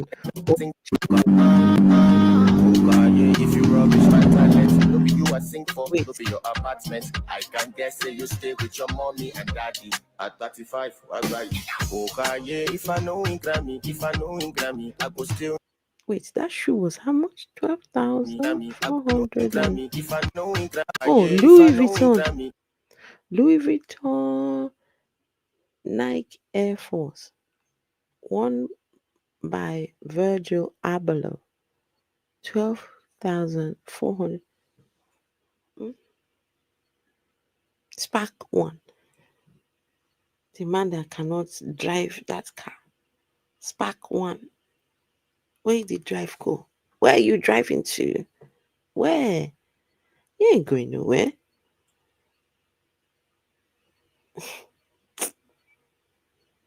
Yeah, who is going to buy me this shoe? Who is going to buy it for me? Let's see. Sam Beckett. Right, let's go. Let's go to the shoe shop. Where are we going? Louis Vuitton? Right. Who is going to buy me 12K? Can you imagine? I put 12K on my feet. 12,000 pounds. My feet. The shoes I'm wearing right now. These ones were about, let's see. These are house slippers. These ones cost about almost £12 or something like that. They are very comfortable. Look at this. Very, very comfy. Look at this. Very comfy. I've even gone and I've bought it in a different color because it's so comfy, nice and warm. $12.99, I think. I think it's $12. Look at it. 12. This. I can't. I can't understand the logic.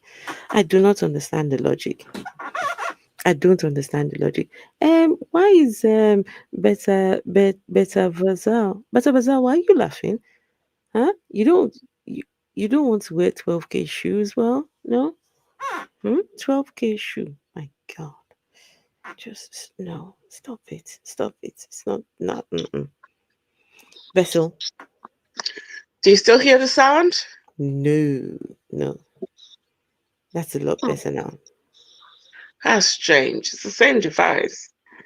I don't know. It will soon start again. Hey, don't say that. I will let you know though if it does start again. Okay. I will let you know. Okay. But Vessel, 12,000 shoe though. If someone asks me what I want for my birthday, I'll tell them this Louis Vuitton what nonsense. No, like I said, your school fees. Okay. Or if you're feeling, if you don't have kids, if you took that money to Africa, you could put a whole village school. You could build a whole village school for the kids in the community. You could put up wells. You could build houses for, the orphans.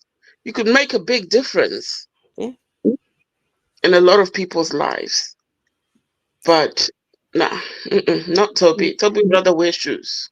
Including the young people that he is claiming to be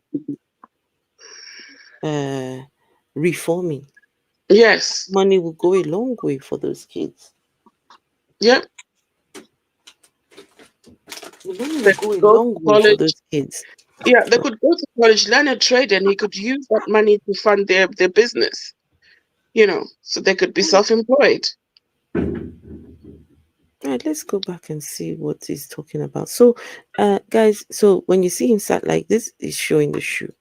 Okay. If you're saying she said, I control the finances, what finances do they have?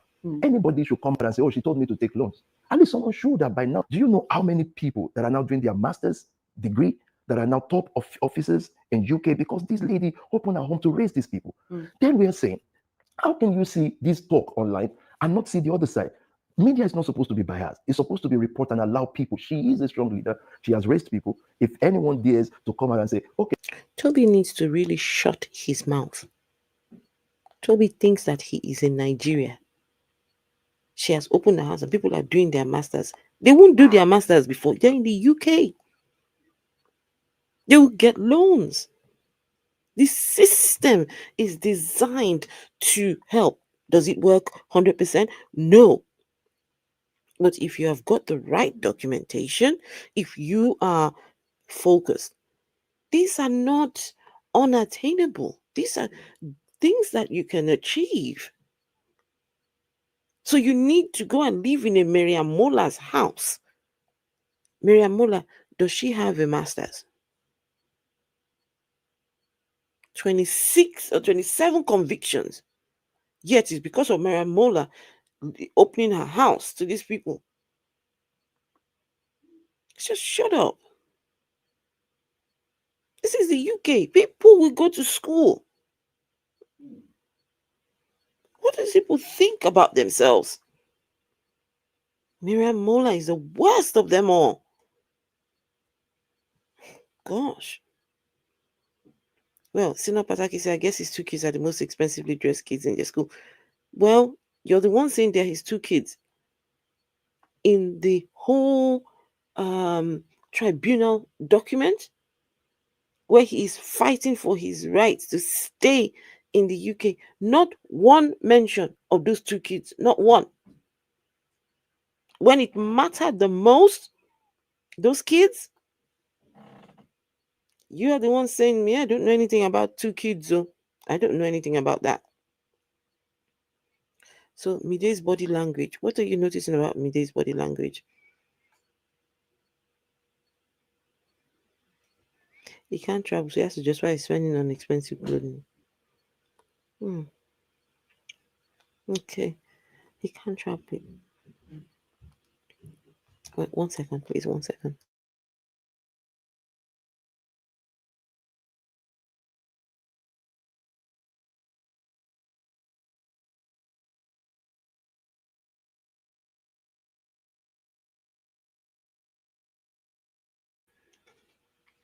She's not buying his BS.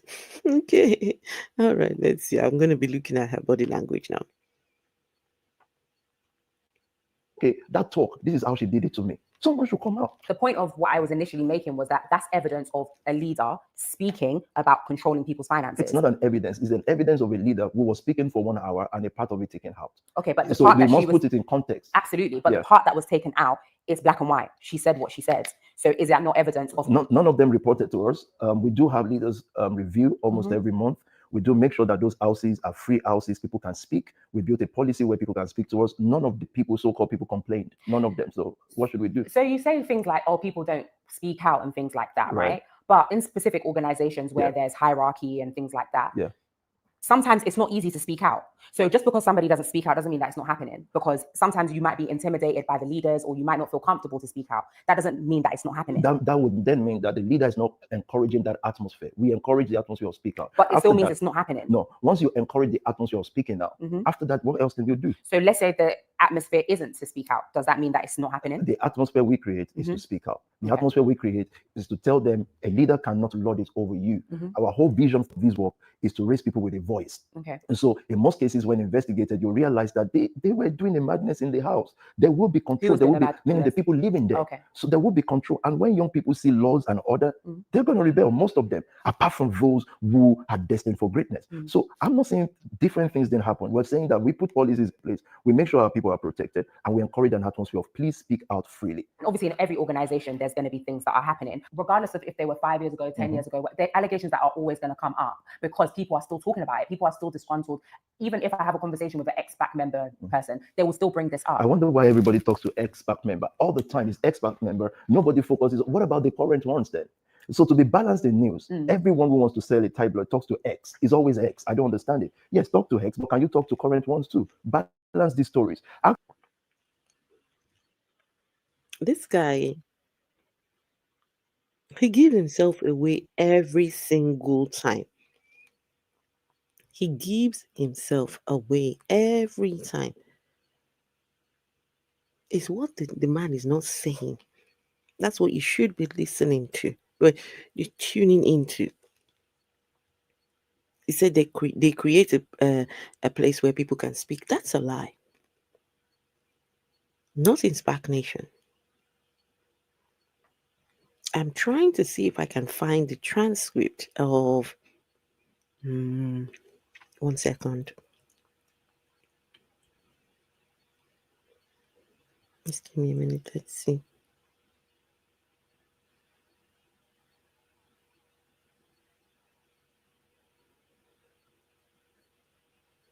How does one go and see the transcript of a video?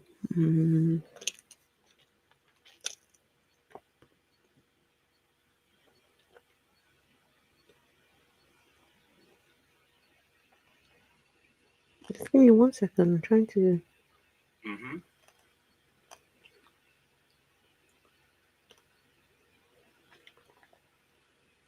Does anyone remember yesterday when we were looking at Toby's when he was preaching yesterday and he was saying anyone who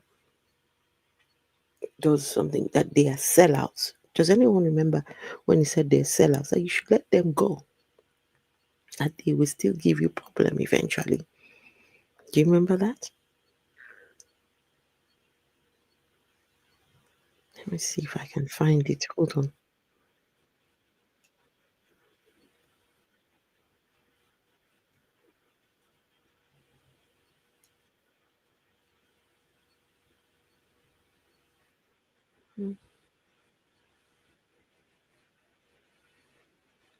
Just 1 second.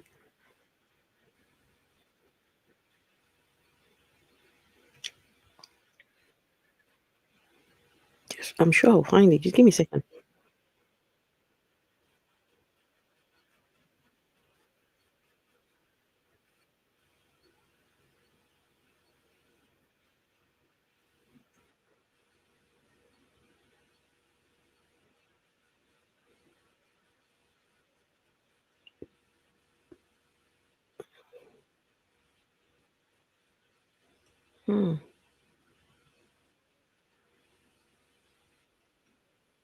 I mind. I'll keep looking.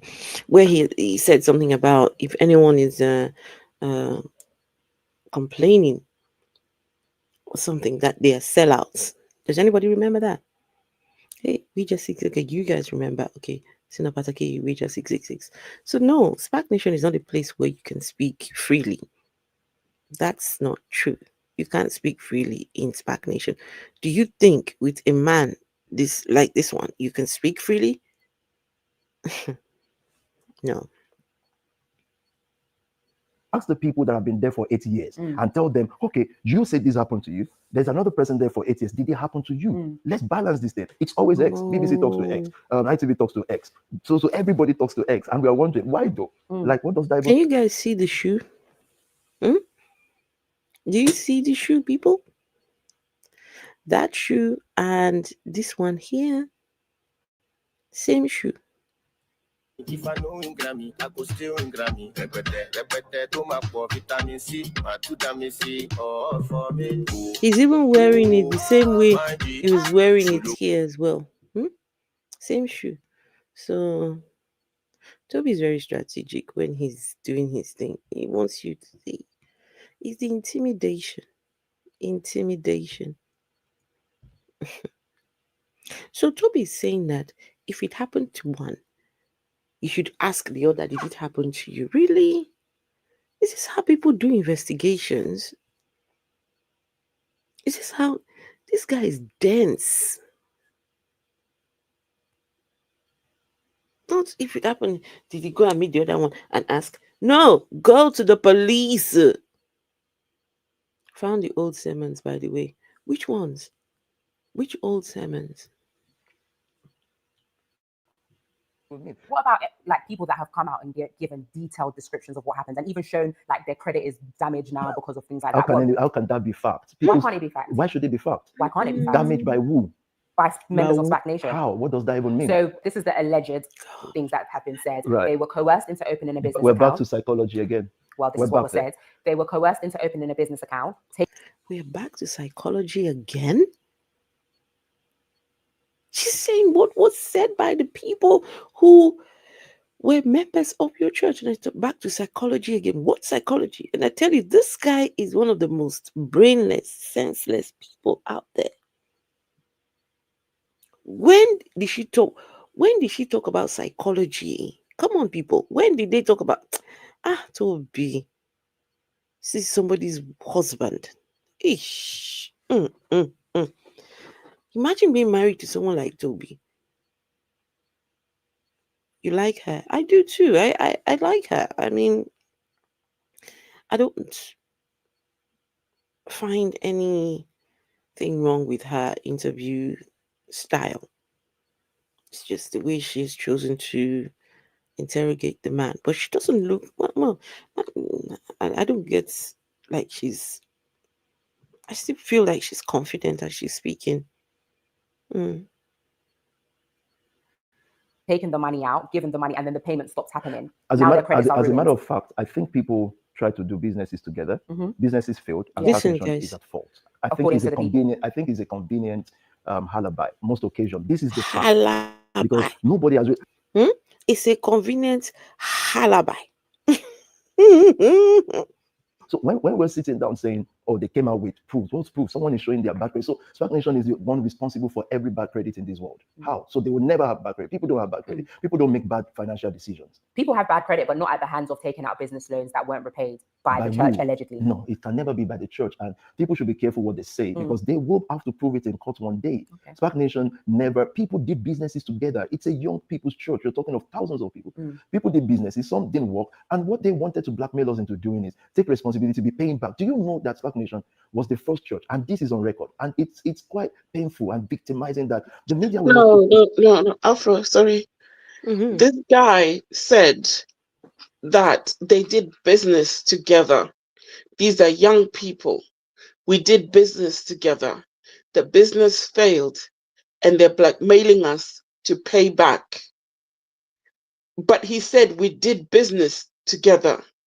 So you're just as much liable for the business failing and for the repayment of the loan.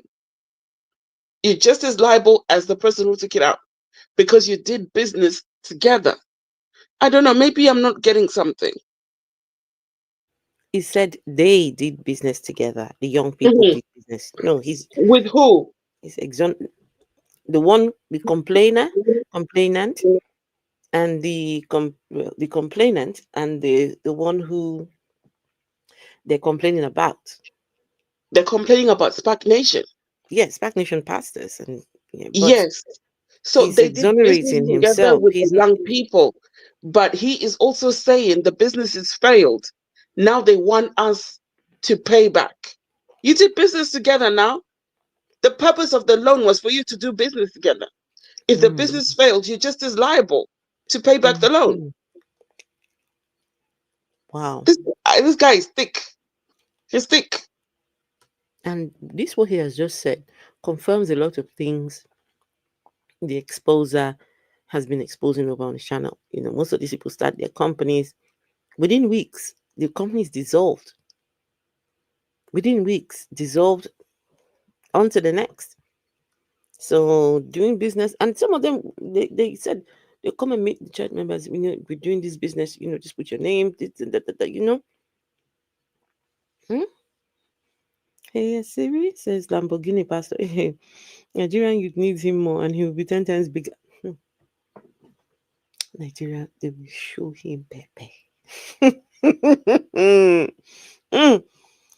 It's the Niger hot sun. We first show him. Before anybody. Oh man. Listen, let me see if I can put the we're so close to 200 signatures, you wouldn't believe it. On the what do you call it? The petition. So that's amazing. Let me put the petition in the comments again.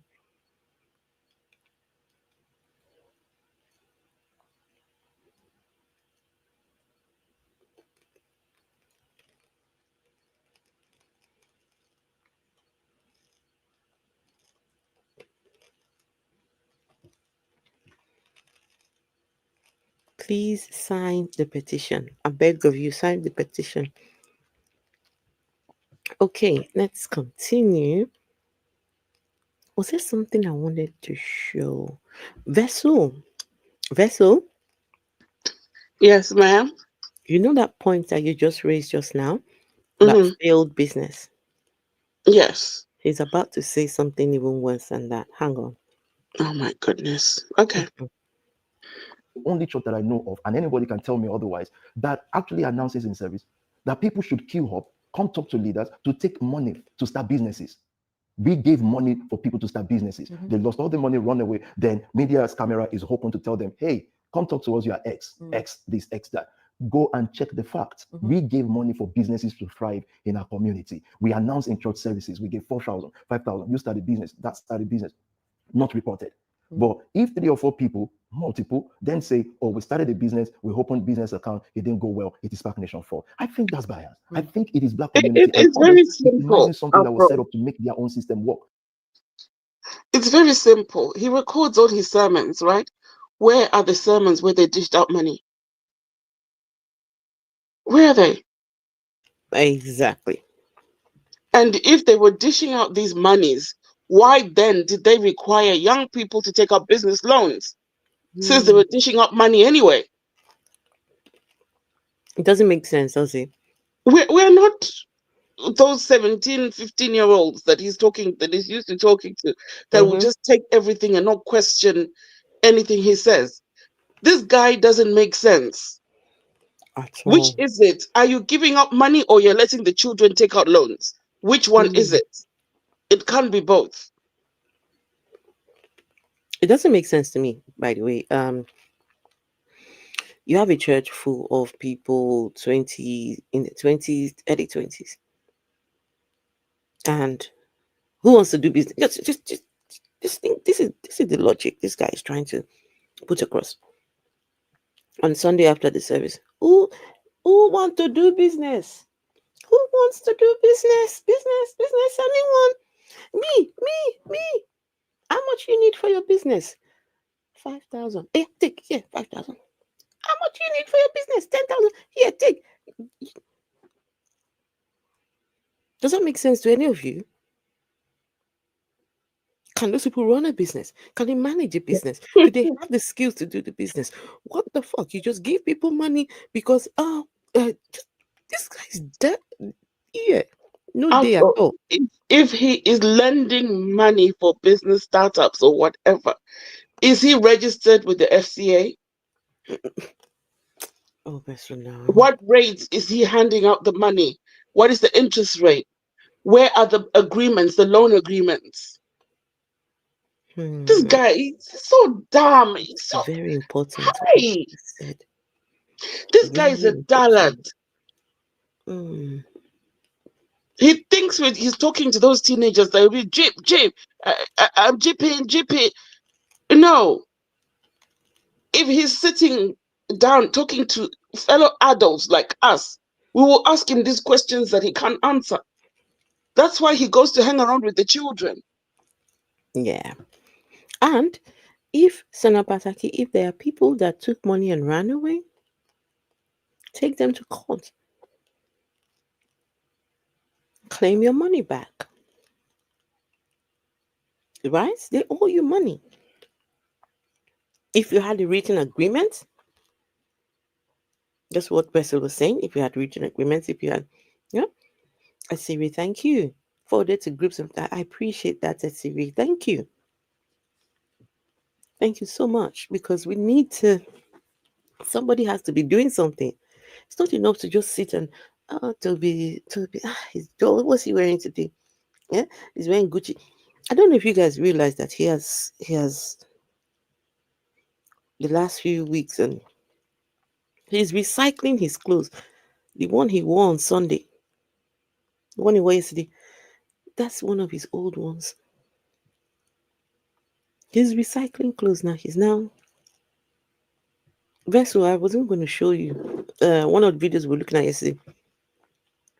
That particular gentleman that wears Toby's clothes was wearing one of Toby's suits, but I need to look for one of the ones where I've seen him wear that thing. Just I will find it at some point. I will. My goodness. These people, I don't tire. Vessel, get ready. The part that this one will really infuriate you, it's coming. Okay. Most of the people talking on the internet, ask them. They are leading figures. They are talking wearing our clothes that people contributed money to give them. To date, we gave. This is why, if you are a Spar Nation member, I warn you. Right now, you are precious. The day you leave Spar Nation, I'm telling you, everything that has gone wrong in Spar Nation, you will be blamed for it. All the clothes that you wear, it's Spar Nation that owns the clothes. Your house is Spar Nation that owns it. Everything. Look, the course that you are studying, Toby is the one that got the form for you. The job that you're working, it was Toby that spoke to your boss to give you the job now. Say some of them are wearing the clothes that you bought. God, this guy couldn't taf. They bought the clothes for you, Olodo. Those kids bought the clothes for you. What money? It was their money. What is wrong with this person? I need to hear that again. To be so pained by clothes. In our community, we announce in church services, we get 4,000, 5,000. You start a business, that start a business, not reported. But if 3 or 4 people, multiple, then say, oh, we started a business, we opened business account, it didn't go well, it is Spar Nation fault. I think that's bias. I think it is Black community and others victimizing something that was set up to make their own system work. Most of the people talking on the internet, ask them. They are leading figures. They are talking wearing our clothes that people contributed money to give them. Till date, we gave clothes. That's so how can anybody not ask that? And all of a sudden, 2 people do business and it's Spar Nation that spoiled their credit. I think that's unfair. Okay. But I also think it's not unusual for our community. Blame everybody but yourself. That's the community. That's how Black people end up where we are now. Is it true? Toby, you should be pointing inwards. Point inwards. Because that's exactly what you do. It's everybody else's fault, not you. The hand on the shed always freaks you out. I actually liked the look of it. I liked but no, not knowing what I know now. No thanks. No, thank you. True that when you're a leader in Spar Nation, you have a group of people and you are encouraged to get a certain amount of money per month or per week to contribute to the church. It's just yes or no. Is there a particular amount of money that you need to bring to SPAC in order as a leader? It's so false. It's so false. However, every leader leading a business, because remember we have businesses, have a level of performance they must have. Businesses must work because we don't take public donations. So we have a system where a business that we started, if you put 100K in a business, I think, and the business is in the hand of a leader, I think it's only right to expect what the profit per month will be. People are saying because there's a specific amount that they are pressured into making a month, the leaders, quote unquote, that they are now encouraging people to do benefit fraud, opening loans, even some people say selling blood for money. Obviously, these are allegations, but do you see where I'm coming from? It stems from the fact that people are saying we need to make a specific amount every month because we've been told to by our leader. Every organization have financial target. That's how organizations work. However, we as an entity that operates differently, we have businesses, we need those businesses to work so that we can work like we work in the community. You mentioned in one of your interviews that you've had people investigate the allegations that have been made. Right. Who are these people that you've had investigate? The police, of course. So the police are the ones that have come in to investigate, the police not a third party. The police were given the what I said now, the document from Parliament, and they looked at it and they realized it's not true. There's nothing to even check out in these things. Then we set up a panel. It's an independent panel. This is what organizations do. This is what you said in the interview. Who is the independent panel? No, I won't mention names because they may not want me to mention their name. Are they people under Spar Nation? No, they are not. That's why we call it independent. Okay. So you have leaders in the community. They sit down. They now ask people to come forward with evidence. Let's talk. Let's reconcile. Again, guess how many people came forward? Nobody. So if someone were to come forward and give their account, what measures would be taken for that, maybe like that individual to be, if they were found guilty, for example? For us personally, we ask the leader to step down because it will be against our principles and values. Our founding principles is elevation of people, raising people. So if it's against our values, if we find the leader against our values, we will ask the leader to step down. And we have asked leaders to step down before, even when their name was just brought up, when we've not investigated, we just, okay, you cannot operate in that capacity anymore. You will not lead this anymore. We fire leaders still till now. We tell leaders based on just allegation until we find out maybe they are wrong, maybe they are not wrong. Some we've sent out. We've sent out, like every organization, we deal with matters on a daily basis. What I'm saying is the allegations of open account that is so frivolous that there's no way to prove it. We found on one occasion that was a boyfriend-girlfriend fight, and the person is sitting on BBC. Now the boyfriend is no longer here, the girlfriend is no longer here, and whatever they planned is now open, is in the open. You are fighting your boyfriend, you did money stuff together, and all of a sudden, when you break away, you are now Spar Nation leadership. Do you understand what it means? Vessel, did you hear that? It's boyfriend and girlfriend. What does boyfriend and girlfriend have to do with church business? Like, seriously. We also have Mariamola scamming people openly. And this man has not asked her to step down. So I don't understand this whole girlfriend-boyfriend thing. Mariamola cannot be asked to step down. You know, he said she is the one in the front. She's out there on the. Remember what did he say? Foot soldier. Foot soldier. How can you fire a foot soldier? No, you can't fire a foot soldier. I'm so done with this dolt. I'm telling you, he's blaming his boyfriend, girlfriend. Guys, I don't know if you guys can see this shoe. I'm looking at it again. Even Primark shoes is better than this thing. That look cute. No. But look at it. This is 12,000.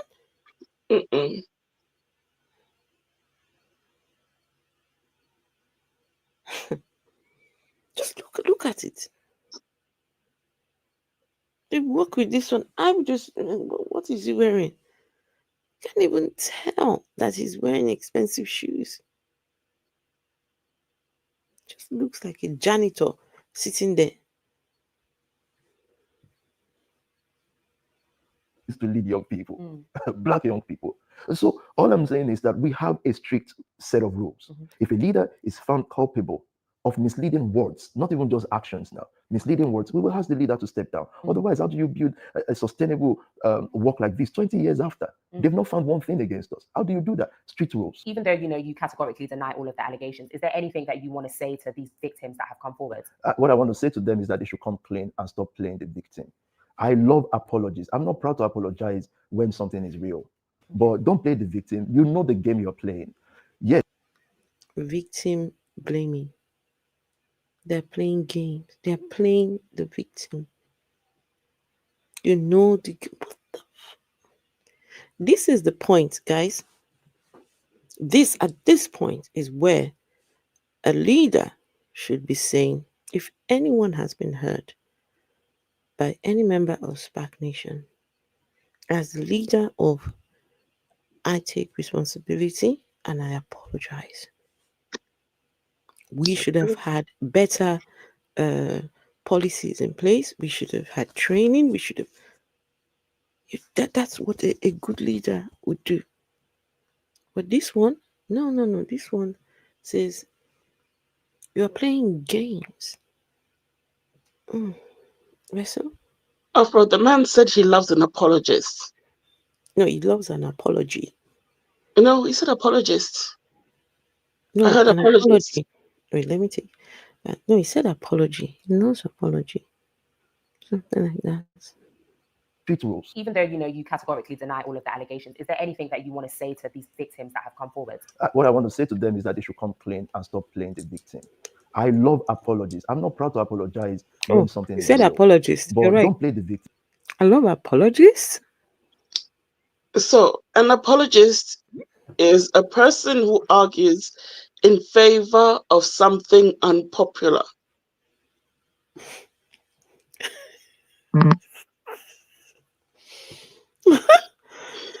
Oh, God, this guy. Unless if he wanted to say he loves apologies. Yeah, I think he was trying to say he loves apologies. But he said apologists. That's what I heard. Yeah, that's what he said. But you know, Toby has a list. Just in case you didn't He realize, has a Toby list. has he's got. There's a way his mouth is shaped. I've noticed from day one when I started hearing him speak. Okay, so Sometimes it's his jaw. yeah, but apart from that, Mm. he's got a very heavy Yoruba accent. It's very heavy. So all of that combined, and because he's trying to speak, the English by force, so all of them just jam each other like this. Mhm. But I Okay. think what he was trying to say, he likes apologies. And let me tell you, he's not saying that he likes to be the one giving the apology. He likes to receive apologies. You heard apologies? Okay. I mean,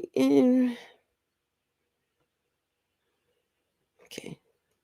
Rules. Even though you categorically deny all of the allegations, is there anything that you want to say to these victims that have come forward? What I want to say to them is that they should come clean and stop playing the victim. Mm-hmm. I love apologies. I'm not proud to apologize when something is real. But don't play the victim. You know the game you're playing. Yes, someone might have offended you in the church, someone might have done you wrong, but playing it this way is wrong. And that's how we pull our community down. No. Offending people in church is wrong. Fuck you. Vessel, we were talking about church hurt. Remember? Yes. He These called them preachers, stinking people, though. He said, "You stinking people," and they laughed. Vessel, church people are so quick to tell people who don't believe in their God, you must be church hurt. You're going through church hurt. Someone hurt you. Who hurt you? But when it matters the most, they want you to sweep that hurt under the rug. Okay, you've been hurt. We recognize you've been hurt. We know you've been hurt, but just ignore it. Now, you're the one playing games. After you have been hurt, I don't get it. It's either people at church hurt or what is it? What do you want, church people? If people at church hurt, you complain, oh, you were church hurt, that's why, blah, blah, blah, whatever actions they took. But what are you going to do about the church hurt? What do you guys do? You sweep it under the rug. Mm-hmm. The perpetrator goes free. The victim is left being, you blame the victim. What was she wearing? You were not praying hard enough. You were not fasting. You were not. No. Come on. So I'm not going to sit here and say, sorry if you're a victim. What victim? What is it? What happened? Can you imagine? I am not going to say sorry if you are a victim. This guy just said less than a minute ago, he liked apologies, right? So if someone is a victim, you won't say sorry? No, Toby, fuck you, honestly. This is the point where a good leader would say, young people in my care were mistreated. I take responsibility. I am sorry. Even if you're doing it for the cameras, even if you're doing it for the at least but no, this guy's ego will be his final undoing. This guy, wow, look at him. He says he will not apologize. Wow, this guy. if you're a victim. What victim? What is it? What happened? We fix matters every day. Why is yours online and not on the table? None of them, if they've ever met. Sorry. Rules. Even though you categorically deny all of the allegations, is there anything that you want to say to these victims that have come forward? What I want to say to them is that they should come clean and stop playing the victim. I love apologies. I'm not proud to apologize when something is real, but don't play the victim. You know the game you're playing. Yes, someone might have offended you in the church, someone might have done you wrong, but playing it this way is wrong. And that's how we pull our community down. So I'm not going to sit here and say, sorry if you're a victim. What victim? What is it? What happened? We fix matters every day. Why is yours online and not on the table? None of them, if they've ever met me, because there were some BBC put on and were saying, this person has never been to Spar. How? This is not a member of Spar, but would the world know that? They would know. So the leading voices of the so-called victimization, the people giving them voices, were people who lived, came out of prison. How can this community take people that just came out of prison, not for little stuff, but for murder and stuff like this, take them as the people of integrity over what we all 1,000 plus people are saying these things are not true. 30 people are saying it's true. What kind of a community are we building? However, so to the so-called victim, prove your case. Go to court. There are free lawyers. This guy is the worst. This guy has built his Spar Nation on telling the people that he is reforming those ex-gang members. He wants us to think that the gang members in his church are credible people. He keeps with him different house. They have different houses where these gang members have children living with them. When those gang members are in Spar Nation, they are credible. We want the whole world to see them. But the moment they leave Spark, now they're convicted for murder. How are they credible? Right? They go and get this guy. You can't win with this guy. The government really failed young people for ever thinking that this guy was going to look after your young. He is a danger to young people. If you are a Spar Nation member, I pity you.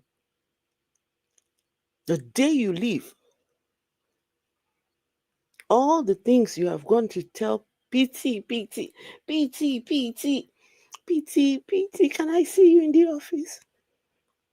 PT, my mother did this to me. My PT. The day you walk away, they will use you to preach Sunday service. You talk down on the people you claim to be helping. That just infuriates me. It's people like this that make gang people just never would leave the gang because the one who they think is trying to help them is fleecing them. That just made me really upset just now. Guys, did you hear this guy? Oh, come on. Just look at... Let me take a screenshot of this guy. Jesus. I'm sorry. That just really... No. Pull our community down. Oh, sugar. Oh, I lost that. But don't play the victim. Let me take this.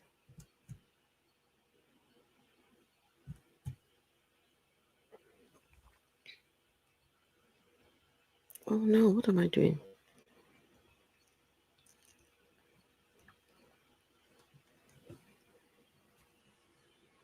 Sorry. Okay, here we go. You know the game you're playing. Yes, someone might have offended you in the church, someone might have done you wrong, but playing it this way is wrong. And that's how we pull our community down. So I'm not going to sit here and say, sorry if you're a victim. What victim? What is it? What happened? We fix matters every day. Why is yours online and not on the table? None of them, if they've ever met me, because there were some BBC put on, I was saying, this person has never been to Spark. How?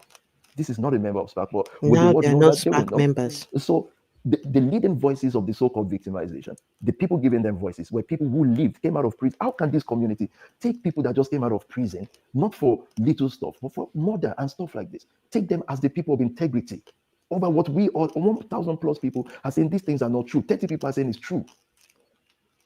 These people who are accused of murder, they were in your church. You had them there. You were doing videos with them.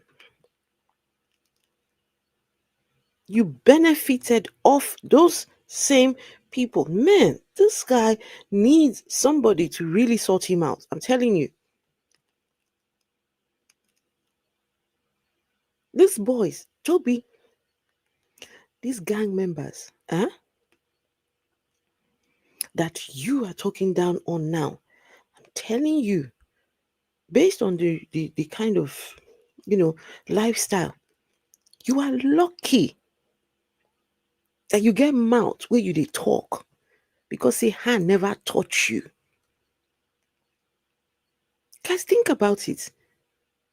These are the gang members that he's supposed to be helping. When they come to him, I'm helping the gang people, using them to raise money for the community. But the moment he has issues with them, now they're not credible. They're gang members. They're murdered, this. One day, Toby, somebody will come and... Anyway, let me keep my mouth shut. This guy is playing a very dangerous game. This Toby is playing a dangerous game. You are in the midst of people that bring knives, drugs, and all these things. You are right there in the midst of them.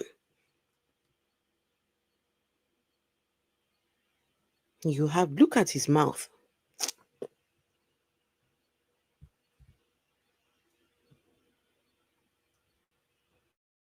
What kind of a community are we building? However, so to the so-called victim, prove your case. Go to court. There are free lawyers. Prove it. Can you see her? Sino Pataki. Can you see her, Dr. EQ? Can you see her? She's fed up. She knows this is BS. She knows it. She's already... If she could get up and leave right now, she would leave. She's done. She can see right through him.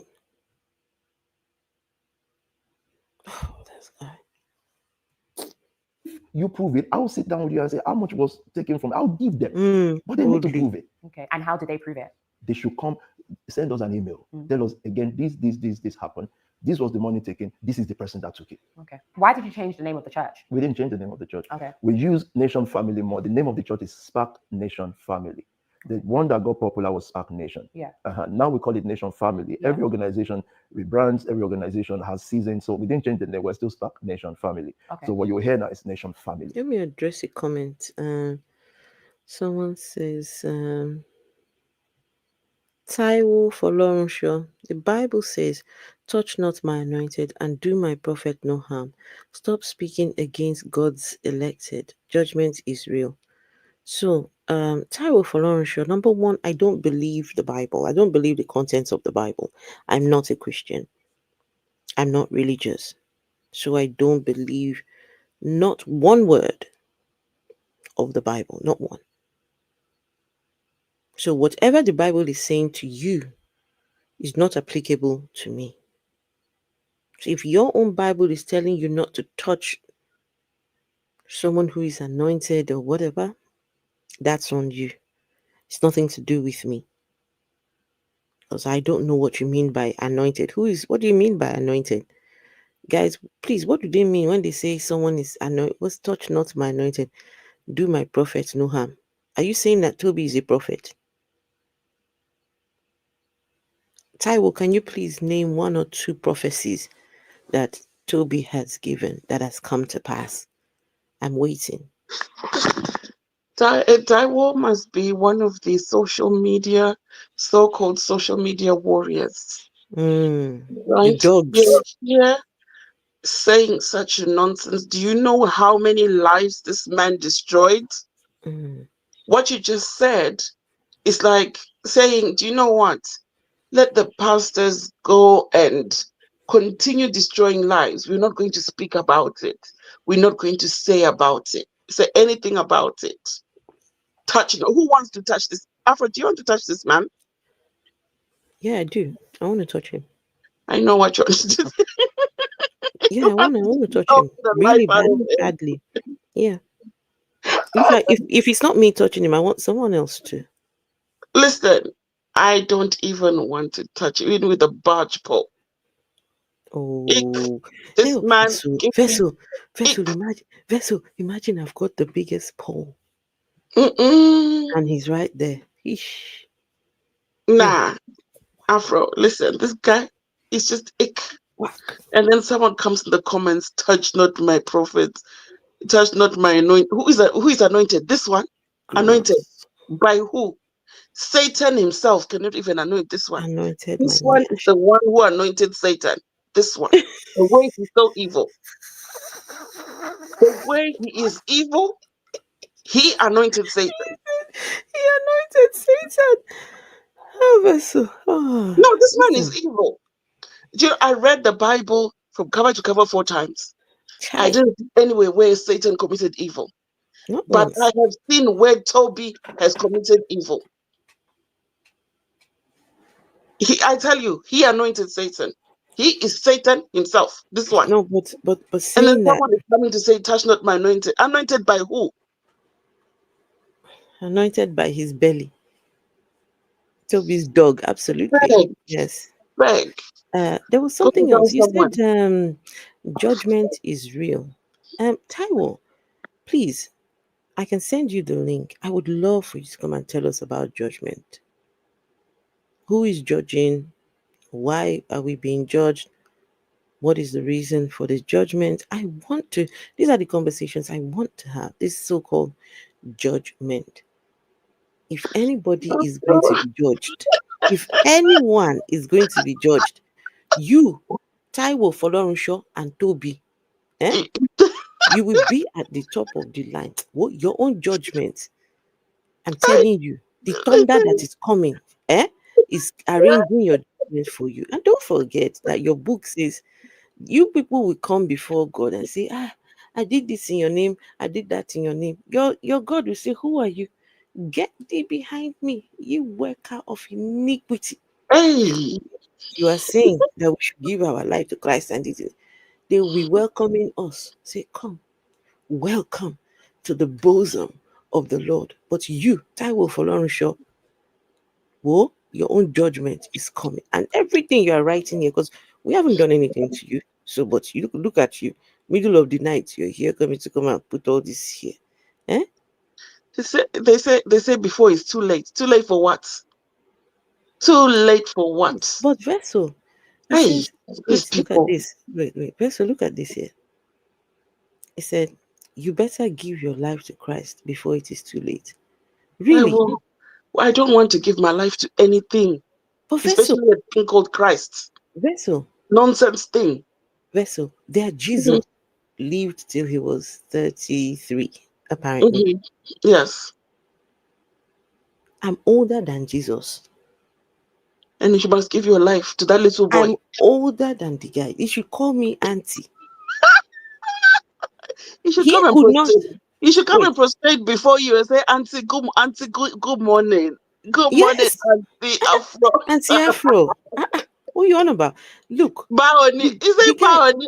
Baoni, ma. The Jesus could not hold on to his own life. Hi. Daddy wanted him. Hi. Daddy from day one said, this guy, I want to kill you. I want those humans to kill you. You will not see your 40s. He said, 40 years old, you will not see on earth. He could not hold on to his own, the one that he had, the life. 33, they snuffed him out. Now they say I should come and give my own life. Where they manage here? Make I go give her to person we no even sabi. We didn't even have a life of his own. They said he never fucked before. Eh? He said he never, he didn't experience any sort of pleasure in his life. He Didn't didn't know know shit orgasm. about anything. He didn't experience orgasm. No, they said he never had an orgasm. I should go and give my own life to him. What Man. a useless life. What a waste of life. You gotta give your life to Jesus. Jesus will be looking like, what am I supposed to do with this? What? Daddy, because you know he can't do anything without daddy. Daddy, God, daddy. What am I supposed to do with this?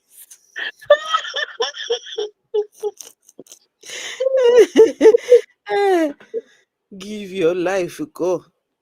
Please. You know Why what? is Vessel. No, do you know how cracks me up after? Vessel, the moment we start talking about Jesus, look, the numbers immediately dropped. You get so uncomfortable. But hey, listen, Vessel, I'm not giving my life to Jesus, but I will give him something though. No, I will give him something. But not my life, but I will give him something. Do you know what I'll give him? Afro, Do you know listen, what I'll give him? What that cracks me up is when they say seek Jesus. Why is he playing hide and seek? Why is he hiding? Why should I seek him? He chose to hide. He chose to play games. Why is he hiding? I must get up from where I'm sitting and go look for. I'm be looking for waiting no loss for market. Something that is not lost, you're going to be looking for it up and down the place. And then the same Bible says God is the one that draws people to him. He's the one that draws people to himself. So the reason that I'm an atheist today is the God that made me an atheist. Hello. Yes. God designed me, made me an atheist, and now I'm supposed to go and be looking for waiting no loss. Hey, wait, what am I beg you guys should go and keep your Jesus somewhere, please. We're done with Jesus. My God. And yes, I said my God. I don't think of your God. Yeah. Now you must remember everyone that about your God, Afro. You must remember everyone. You must remember that this God and Jesus 200-300 years ago, Africans were never Christians. Well, our part of Africa. Because they will come and say, but there was Christianity in Ethiopia. Okay, we're not Ethiopians.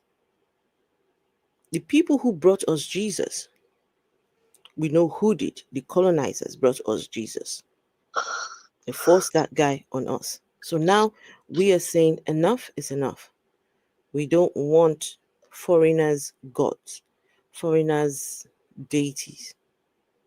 See, it is the damage that these religions have done, right? And you better start accepting the fact that many people will start to challenge your God beliefs because it was never ours to begin with. It was your whole Jesus and God and these characters. Never ours to begin with. You cannot bring a God that looks nothing like me. You cannot bring a God that does not relate with me, cannot relate with me.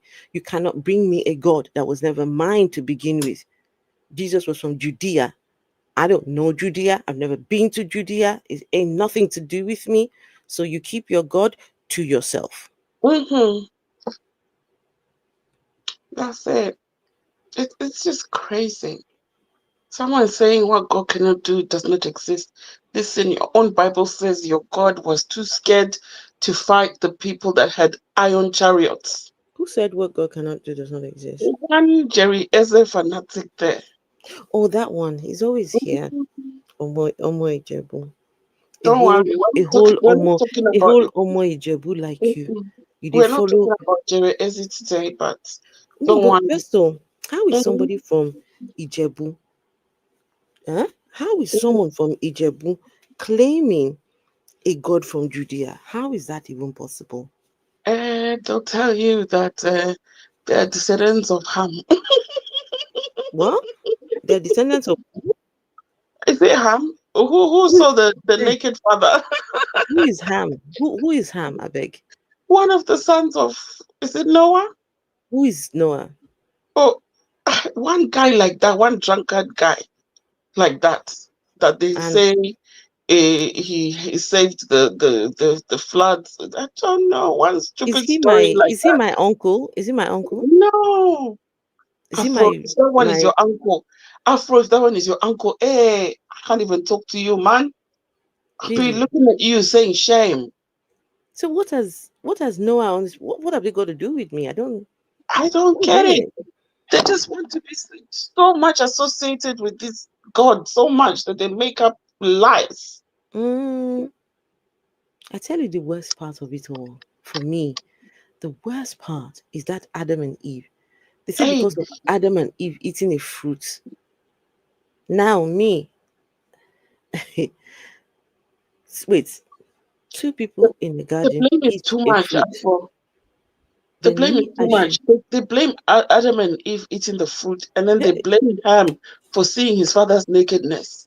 What else did they blame? They also blame Satan for fighting the gods. They so much blame. They even blame Sodom and Gomorrah, city that was destroyed. They'll tell you this, that, and the other. These people. I beg. Listen. We need to do a live stream roasting these people, Afro. Tomorrow we have to do something because listen, look at this person. Mamati said Jesus loves you all. Hey, I don't want his love. Satan, no, vessel. Let me return the favor, please. Satan loves you and Lucifer loves you even more, Mamati. Satan loves you. And bend Lucifer over and receive the love of Satan so perfectly. Mamati, tonight, Satan and Lucifer, the 2 of them, I don't know if they're supposed to be 1 person or 2. They will come tonight and come and scratch your nyash today to show you how much they love you. You forgot devil, Lucifer, and Satan. Right. The 3 of them, they could come for you. And then you call Jesus. Let's see if your Jesus will save you. No. When we're talking about the love of Satan, Jesus isn't. Listen, Satan loves Mamati. Hello.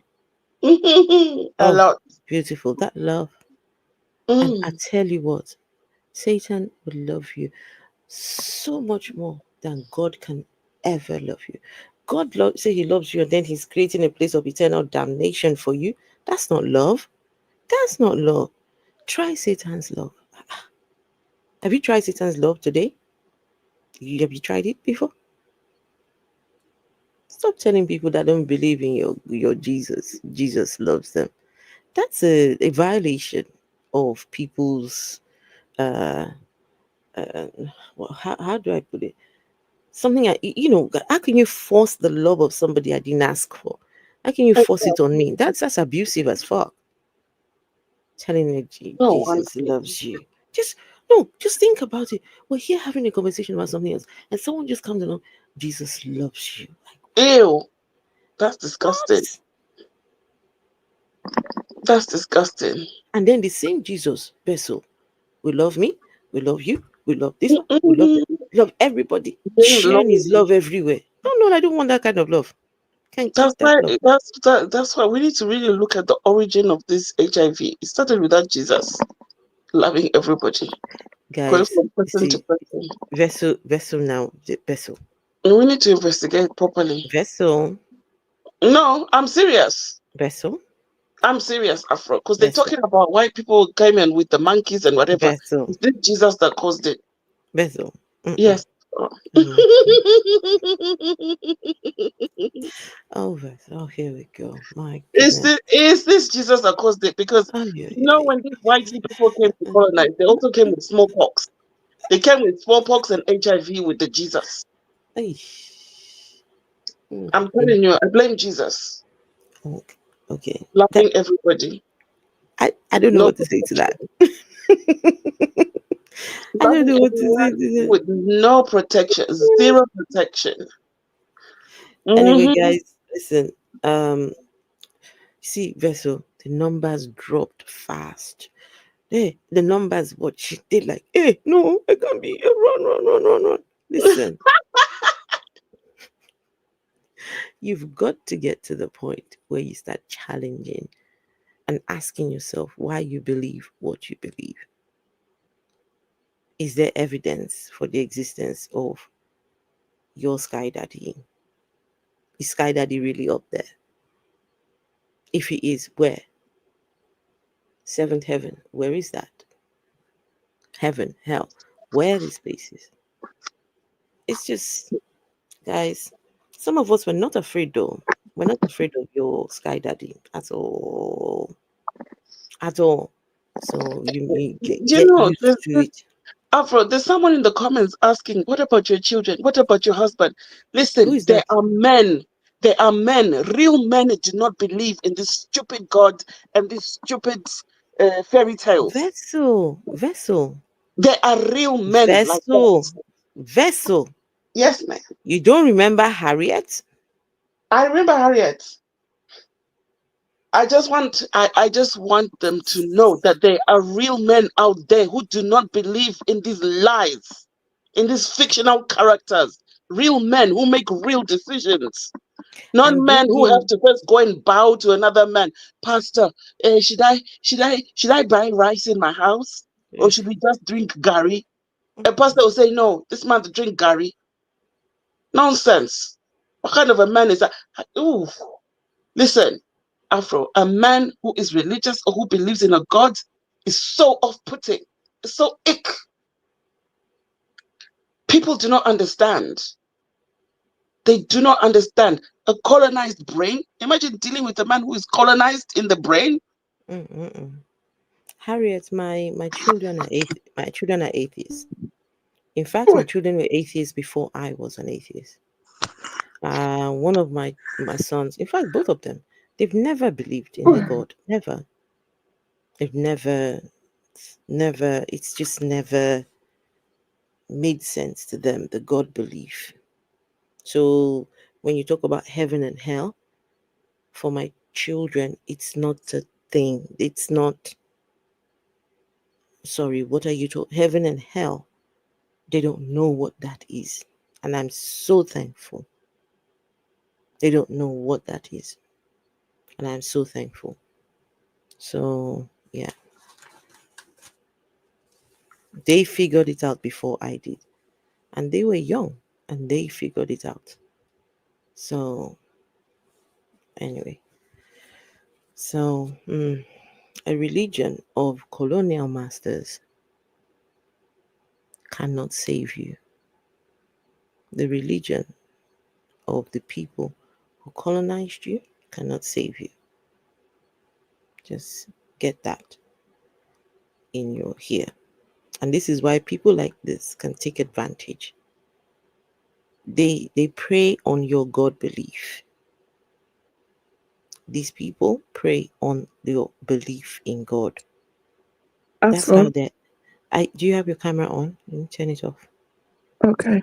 Afro. Yes, Jesus had raptured me. Oh. Yeah. Where did he take you to? I don't know where he was taking me up in the sky. Then I kicked him in the balls. And I told him to take me back. Did you hurt him or not? I don't know. He was crying. Daddy. I don't know. Left him there crying for his daddy. Ish. And I ran back He's always down. crying for his daddy anyway. He's always crying for his daddy. I mean, like, look when he was on the cross. Oh, Daddy, why have you forsaken me, Daddy? Lama Shabakitani.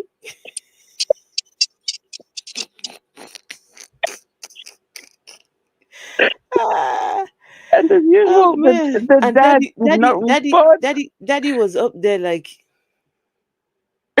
Jesus, we talked about this already. Just move on. He was eating popcorn. I'm ignoring you, Jesus. Do you know what he was saying? He was like, Jesus, I need you dead. You're saying, keep quiet. Shut up there. And then as soon as Jesus died, they said, as soon as he died on the cross, He found himself like, oh, look at me. Oh, I'm dead now. Daddy, I did it. Daddy, I done it. I done did it. And Daddy's like, yeah, that's my Get those boy. keys, son. Go And to hell and get the Daddy keys. said, well, but it's not time to come to heaven just yet. Just can you quickly run to hell?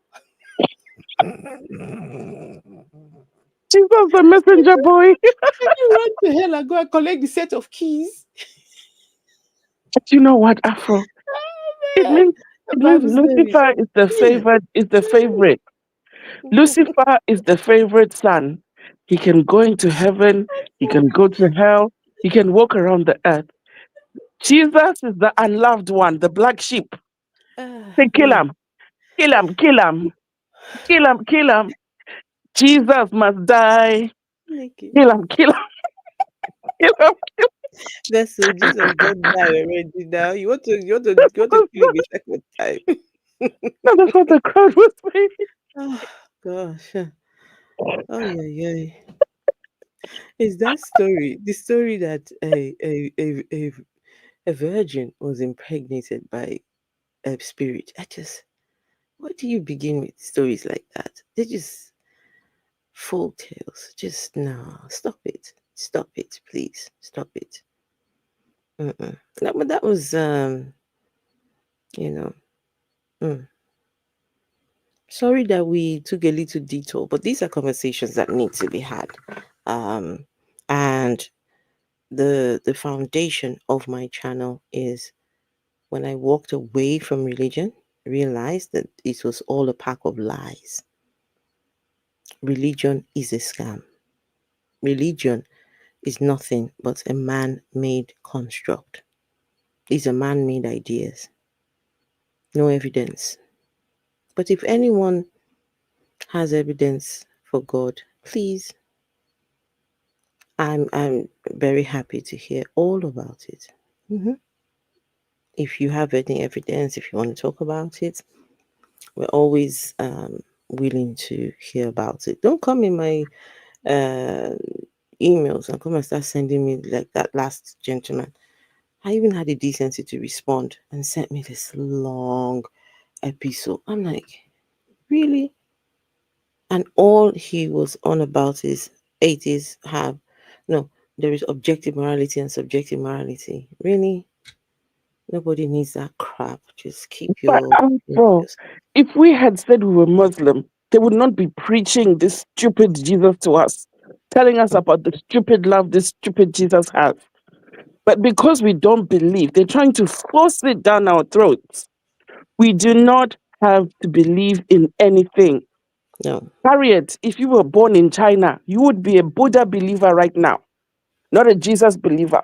You're only a Jesus believer because your ancestors were beaten, some of them killed, some of them raped, some of them tortured in order to believe in this Jesus. That's the only reason why you believe in this Jesus.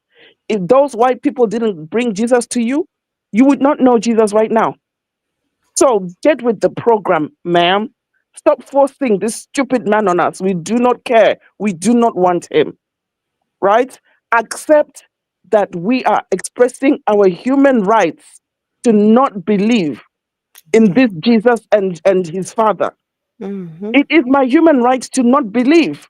I do not want it. Do not force it on me. Yes. I don't care for it. Why don't you accept that? Why is it so difficult for you to understand that I do not want to believe in this God of yours? No. Why is it so difficult? I don't get it. You want me to be a mumu like you, to be a robot, just going around spewing things that you don't even understand yourself? Exactly.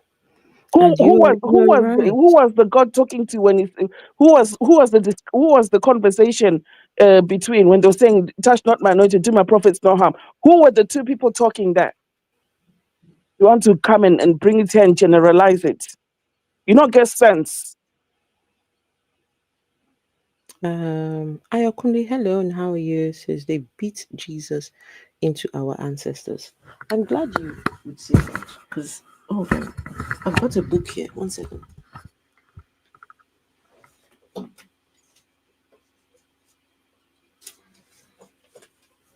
think I've read bits of this book before. And this, oh, sugar, not this one. Where is the book? Uh,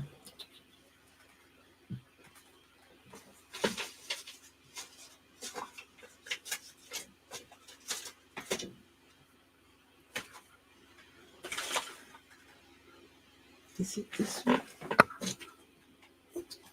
Oh no. I'll find it. But the book is about how the missionaries spread Jesus, how they brought Jesus, and a lot of it was through violence. They brought Jesus through violence. Any God that they bring to you through violence, just run from that God and his son and their ghost. You run, because they will turn that violence around on you. They will turn it around on you. So, all right, Sino Pataki, we're going to be ending soon as well. So, yeah. The God conversation always makes believers very uncomfortable. How do you feel? So all you want to hear is things that make you feel good about your beliefs. That's all you want to hear. But even in your beliefs, you are not guaranteed to go to heaven. Even in your beliefs, you are not. There is no guarantee for you. Afro, they were here joining us, castigating Toby because they believe Toby is doing something wrong. Why don't they question why their God is allowing Toby to get away with what he's doing, if that God really exists? Exactly. They thought we're on the same side. Then they realized, oh no, we're not on the same side. But they'll join in to talk bad about Toby, about any other prophet they don't agree with. This is your brother in Christ. Pray for him. Well, touch not my anointed. They're the ones touching the anointed then, right? Yes, exactly. Not us. We don't believe that BS. You know, if you are a believer,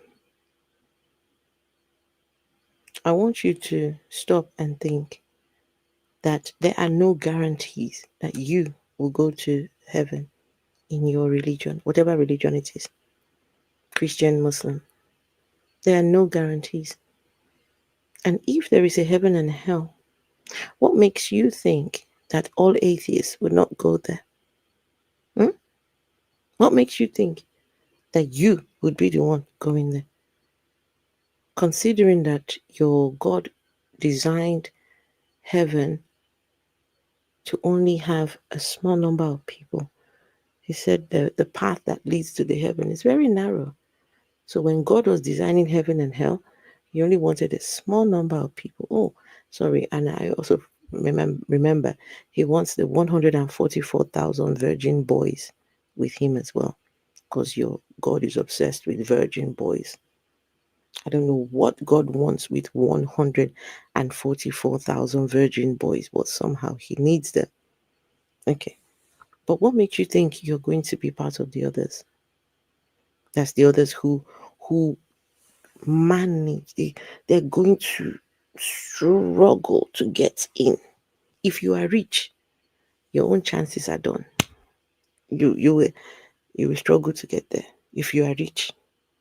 If you are poor, can you imagine being poor on this earth and then go over there and still go and languish in hell? Anyway, I don't believe in the existence of these places, but be careful when you point fingers at others because they do not believe. Your own faith is not secure. If you are a Christian, you've got other denominations to contend with. How do you know you've got the right God? How do you know you've got the right denomination? How do you know you've got the right pastor? How do you know that you've got the right doctrines? Oh, because they told you, so you just believe. Do some homework. Go and ask, did Jesus really resurrect? Was Mary truly impregnated by the Spirit? Right? Go and ask these questions. Do some homework. Not here just hating. No room to hate at all. The only thing is we just do not believe. That's it. We do not believe. And that's okay. So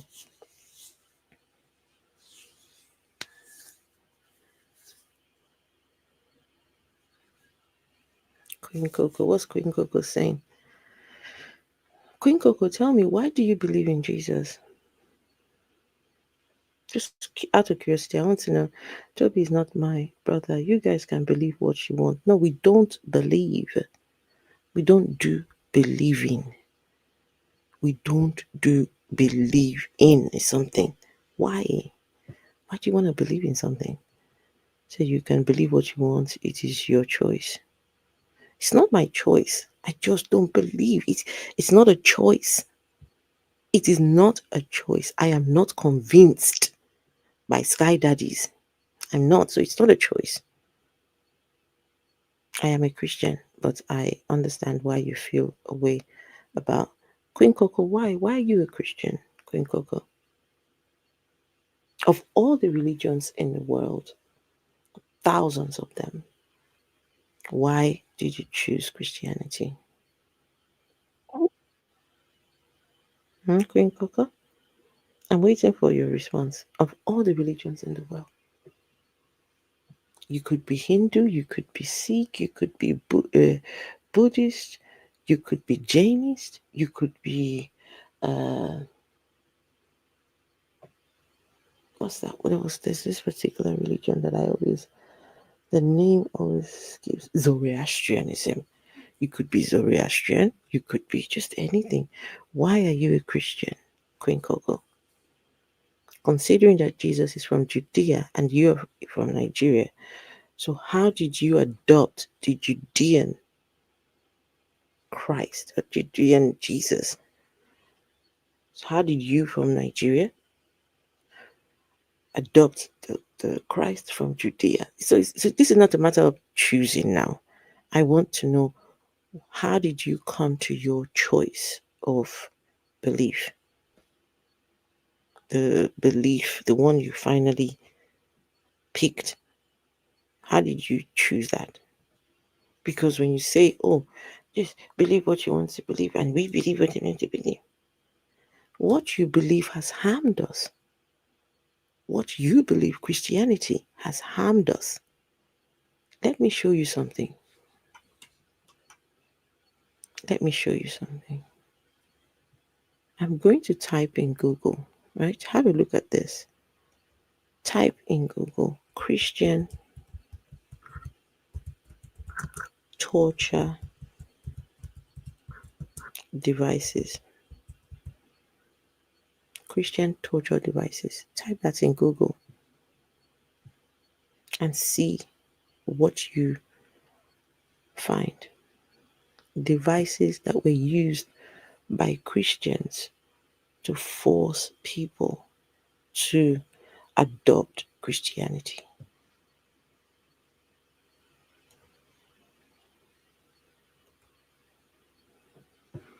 Christian torture devices. All right, let me see.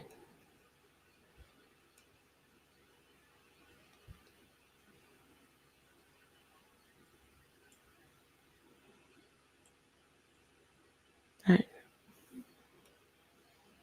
Look at this device here.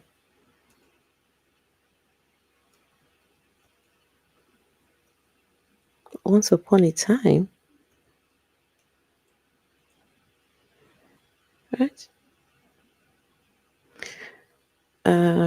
Right, so this is let's see, what does it say? What inspired me to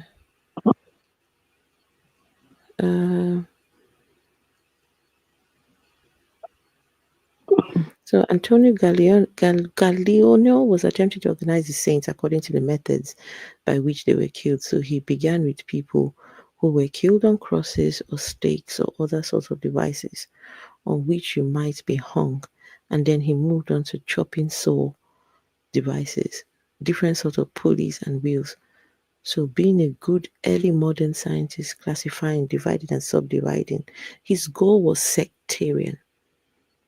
He wanted to help the Catholics, to whom he was writing, better understand the suffering of their heroes who had been dead for well over a millennium.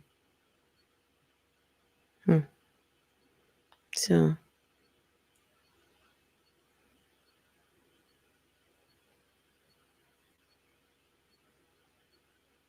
Queen Coco, the Bible does say to enslave people. The Bible talks about taking sex slaves from the nations that didn't believe. The Bible the God even commands people to go and wipe out all the nations that didn't worship this God. So what do you mean when you say that the Bible didn't say for them to do those things? Yet your God in the Bible specifically commanded them to go out there and kill every man, every woman that has slept with a man, every child, even the dogs were not safe. And they were told, keep the virgins for yourself. And the virgins were usually young children. And the God said, shave their hair, cut off their nails, allow them to mourn their families. After that, you can sleep with them.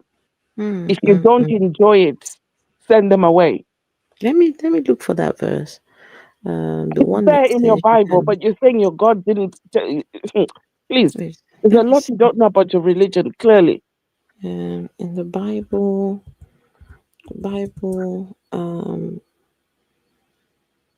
virgins,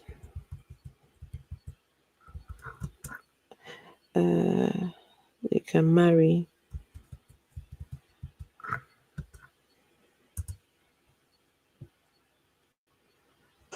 The one that says keep the virgins for yourself. Imagine someone coming to raid your city, kill all your parents, taking little girls away to go and wife them. Nothing different to what Boko Haram did when they raided those schools.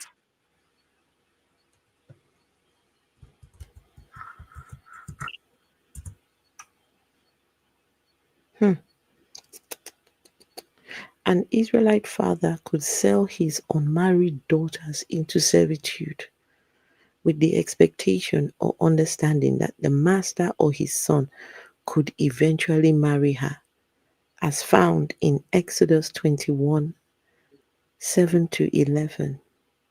The Bible and slavery. So And the let me one read. about Let me show. Hold on. I was going to show.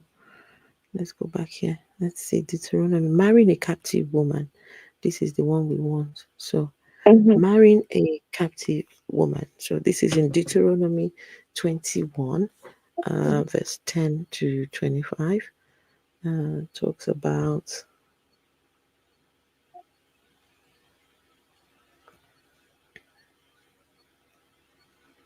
So, marrying a captive woman. When you go to war against your enemies and the Lord your God delivers them into your hands and you take captives. If you notice among the captives a beautiful woman and you are attracted to her, you may take her as your wife. Now bear in mind, this girl, beautiful woman that you are attracted to, you and your army have killed her father, her uncle, grandmother, and now just the women and children are left. Now you are busy looking at the beautiful girl who is mourning the death of her family members. So it says, you may take her as your wife. Bring her into your home and have her shave her head.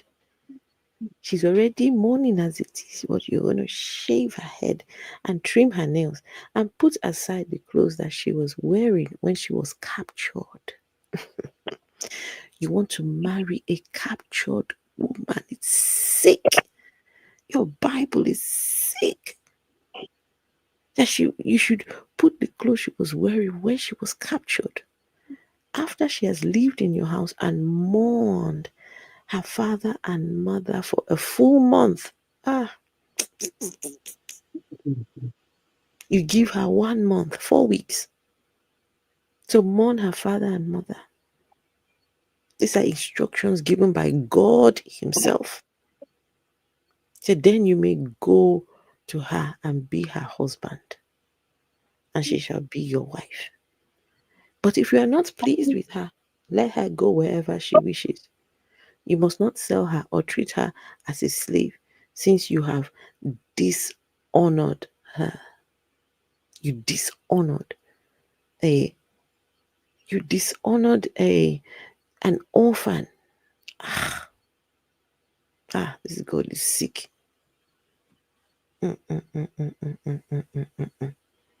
These people, this Bible is sick. A rebellious son. Let's read about the rebellious son. Is that lady still here? Queen Coco. Queen Coco, you are still here. All right. Queen Coco, listen to this one.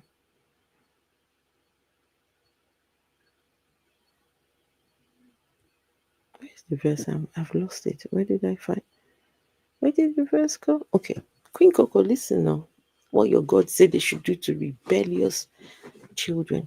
If someone has a stubborn and rebellious son who does not obey his father and mother and will not listen to them when they discipline him, his father and mother shall take hold of him and bring him to the elders at the gate of his town.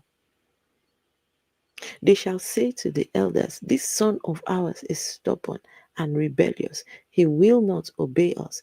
He is a glutton and a drunkard. Then all the men of his town are to stone him to death.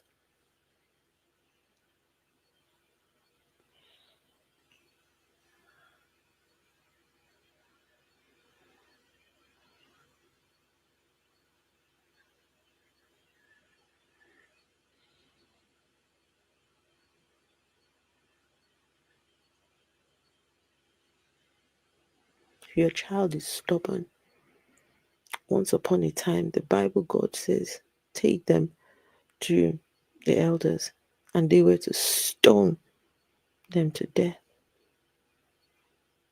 This is what Queen Coco has chosen to believe in. This is what so many have chosen to believe in. That's just sickening. It's sickening. There's other things as well. So many things in the Bible that makes you think, wow, this is disturbing. And one gentleman in the Bible, they said you have to sleep with your dead brother's wife. And you must come inside her. You must come inside her.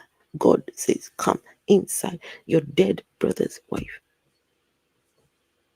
The guy got on top and did his thing, but could not come inside her. He spilled it on the floor. God said, fuck you. God grabbed, just killed him. This is the God that Queen Coco believes in. Anyway, my people.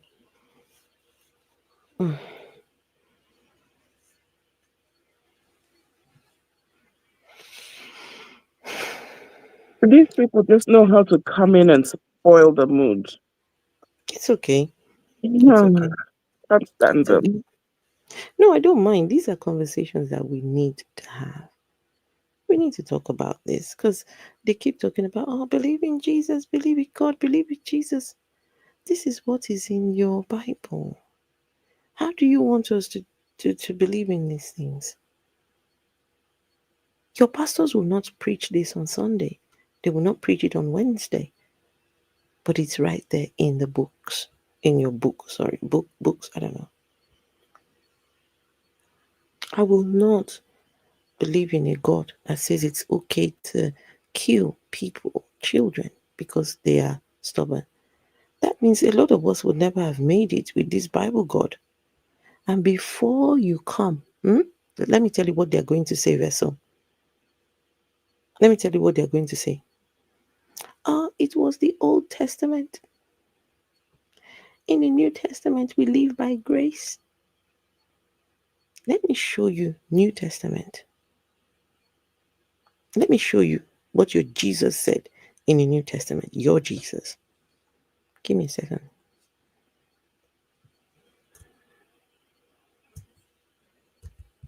Guys, please don't forget to give the stream a thumbs up. Please. I know this is not popular opinion, but unfortunately, it's just the truth.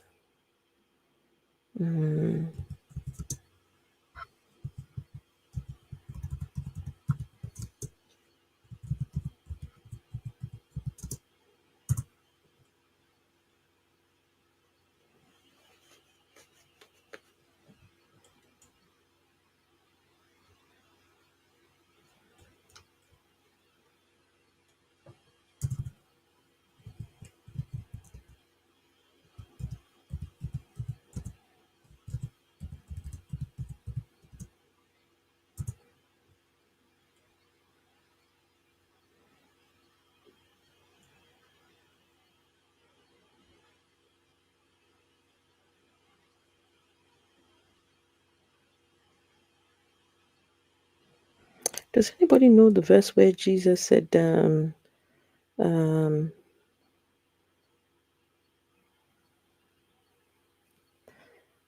have left everything, you have abandoned the laws, including the law.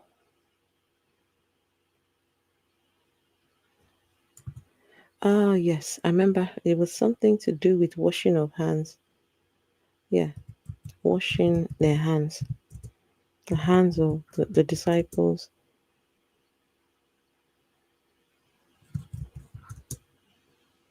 Okay, it was something to do with washing of hands.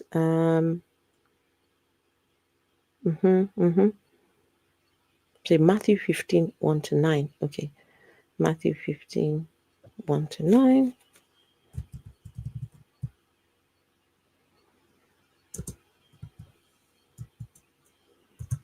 So Matthew 15.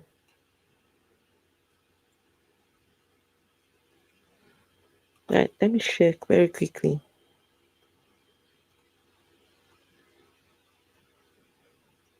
These are the words of Jesus. Okay, then some of the Pharisees and teachers of the law, right? And if you're wondering, this is Matthew 15.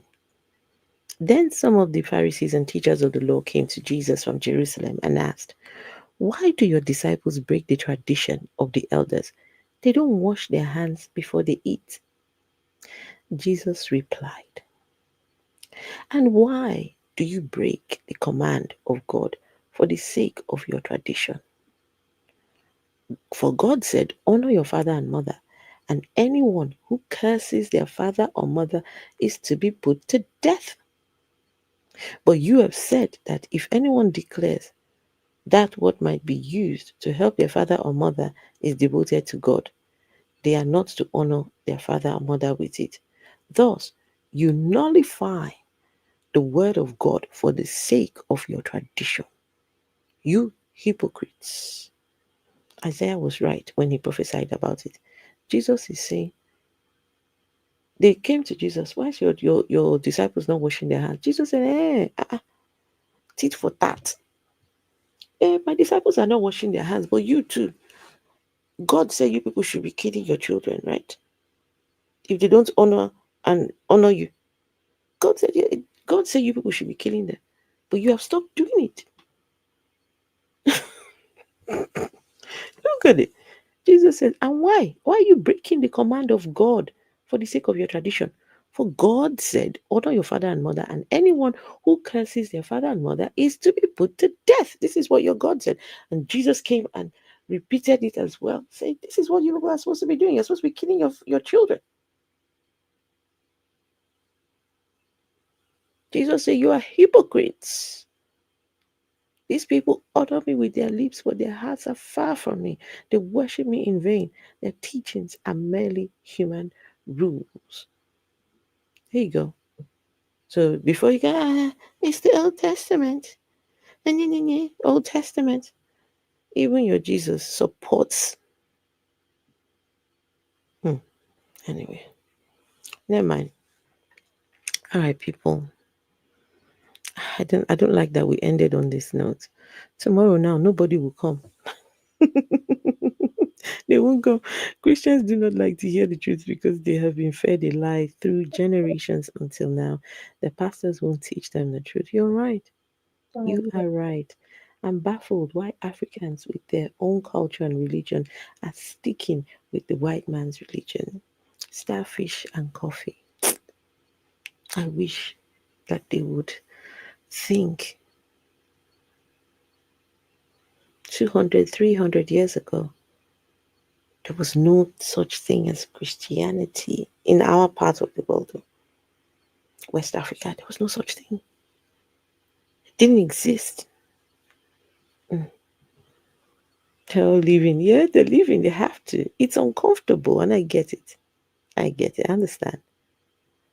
They are blockheads, Christians and Christians, Islam blockheads. Oh no. We were once Christians. We were once Muslims ourselves. I was a Muslim, but I was Christian. But we can empathize because we were once there. Vessel not too long ago. So we were there once. But question everything. Question everything. Matthew 15:17. What does it say? Matthew 15:17. Queen Coco, I asked you a question. For God so loved the blah blah blah nonsense. Queen Coco, The world I asked was you a already question. there before this God and this Jesus ever existed. So how can this God love the world? Would you, in order to forgive your enemy, you, Queen Coco, would you kill your own child? Can't you just forgive your enemy? Can't you just show love? Why would you sacrifice your own child to prove to people that you love them? Does it make sense? Come on now. Coco, please, why do you believe in Jesus? I'm curious. I want to know. Dipsy baby, it is always important to live consciously. I mean, yeah, you need to live consciously, yes. But you can live consciously without a belief in sky daddies. Very possible. You can we're doing it every day. I've been doing it for the last how many years now? And it's a beautiful life. Don't have to worship a sky daddy. Don't have to get up in the morning. Oh, Father, thank you, Lord. Oh my goodness gracious me. Our Father in heaven, hallowed be your name, your kingdom, my Father. No, no, no. I don't pray at all. I don't pray. I haven't said a prayer in years. Years. Not necessary. Prayers are just ramblings. Just there's nobody listening to you. Nobody. There's nobody listening to you. Can you imagine? Some people go and pray. They pray for, hey God, my destiny helper, locate me in Jesus' name. So God, to that one, too, will be listening to your prayer and say, hey, Queen Coco has prayed though. Queen Coco wants her destiny helper. Oh yeah, angels, please run and go and give her a destiny helper. Now. I mean, come on now. Destiny helper. God, I've lost my keys. God, please, can you help me find my keys? And God will say, angel, run. Go and help her to find her key right now.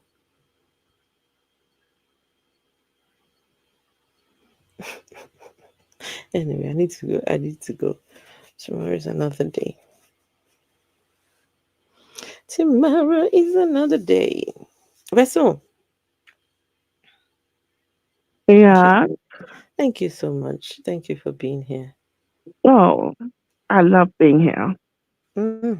Thank you. I love it here. Oh, Doopsy, you agree? Oh, that's rare. Hey, to find people that agree with us is rare. People are waking up also. Our people, they too like their religion. I love that people are waking up. I love it. Yes, I do. I don't get me wrong. I was expecting that Dupsy doesn't agree with us, but yeah, I appreciate that because does it not bother you? Let me show you something very quickly before we go. Let me show you. This actually bothers me a lot. This one bothers me.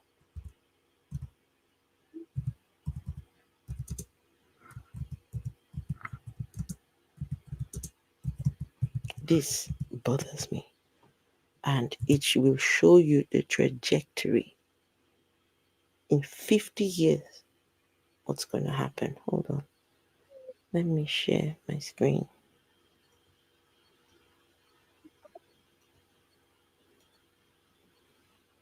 Right. So have a look at these figures.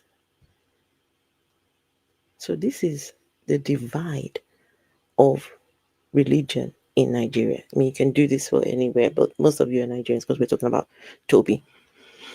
Right. So, I actually want figures. Right. So look at this.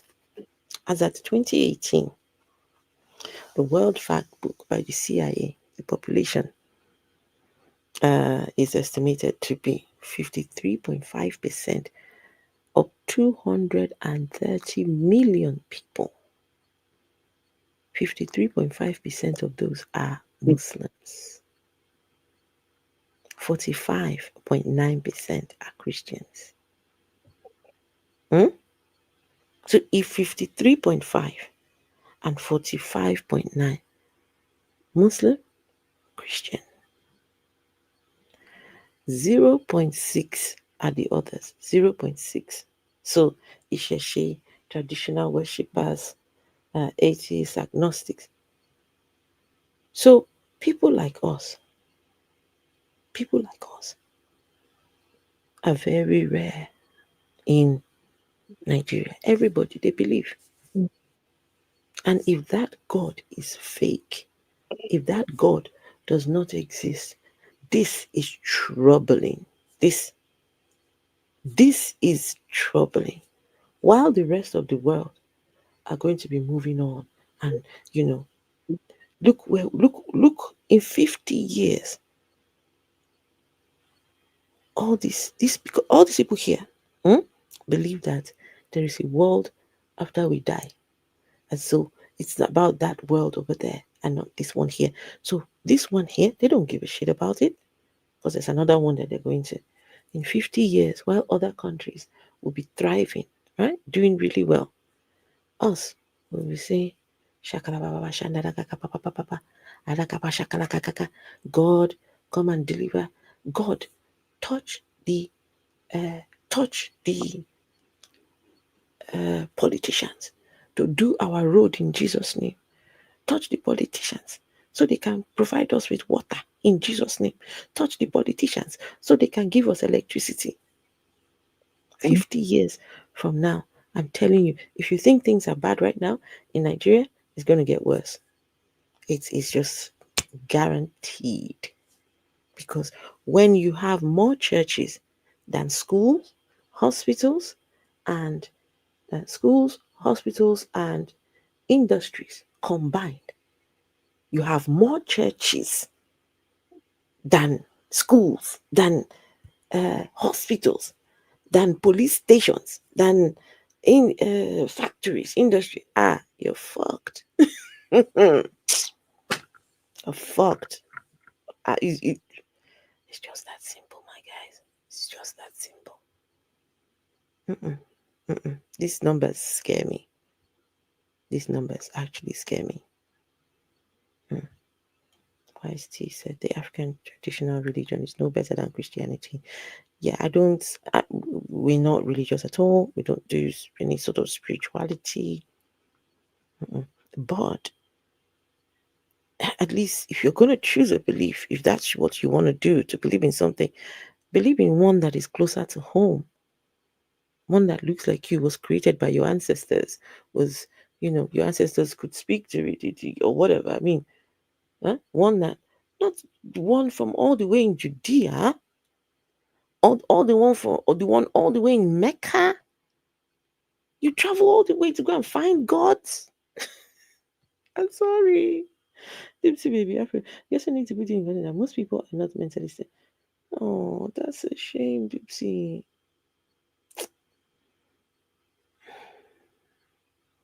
The same people still take their 10% and go and give to Eneche, to Adegboyega, Oyedepo, and all those clowns.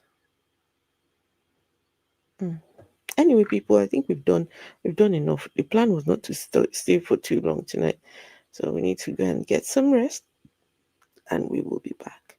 Mary Parker says religion is confusion and manipulation zone. Completely agree with you. I completely agree with you. Once Arsenal 14 Afro, sorry, I said that because they are not willing to think critically and logically. They're lazy mentally. Some of them don't have any choice at all.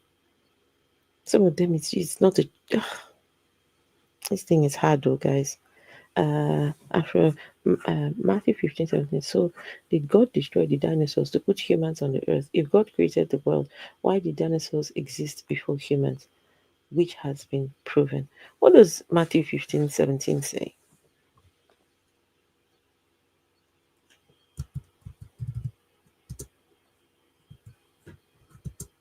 17. What does it say?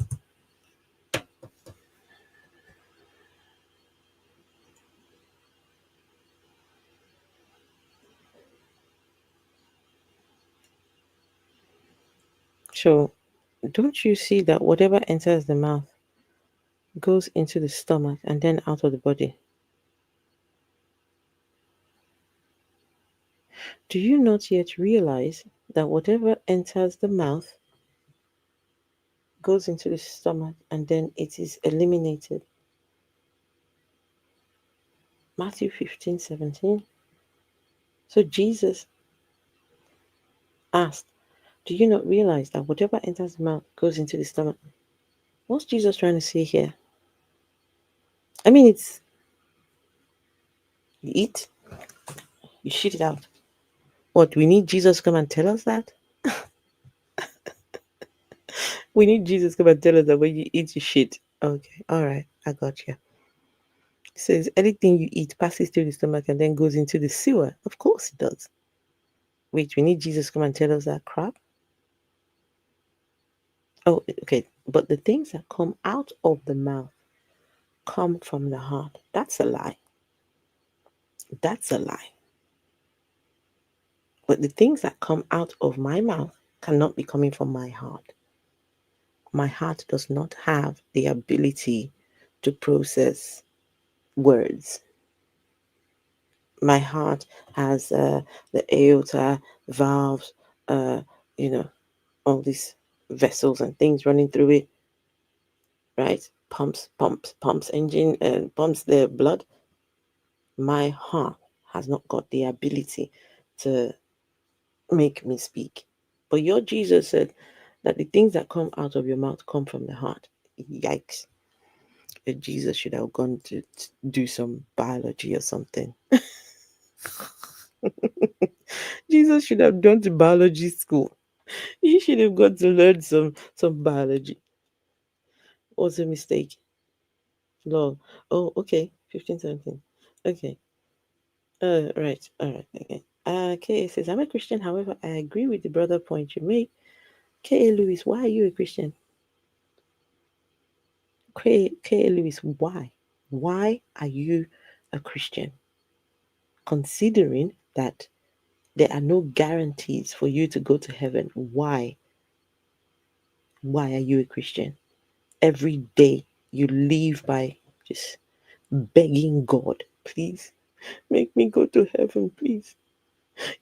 I remember when I used to pray, if I just enter, just let me enter, even if it is to sweep the floor, just let me enter, because there are no guarantees. Your God says that your righteousness are filthy rags before him. K.A. Lewis, you're here telling us how proud you are a Christian. Your God says you're filthy. You, who is righteous, you and us, we are not righteous. So we're already filthy rags. But your God says you that you are righteous. Your righteousness is like filthy rags. Shit. So on your best day, K.A. Lewis, on the day that you are the best Christian ever, your God says you ain't shit. Filthy. Choose a better God, I beg. Choose one that likes you at least. Not the one that tells you, what does their God say again? It says that Jesus said, what did Jesus say? He said,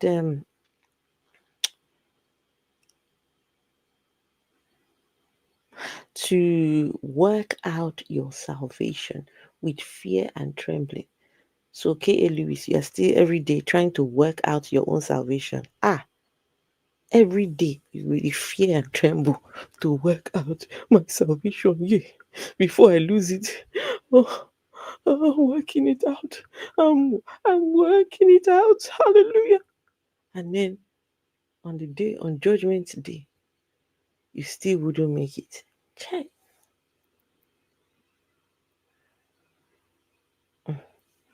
Anyway, my people, right? This is something for you to think about. K.A. Lewis, go and think. Go and think. Religion of colonialism. You choose the religion of colonialism.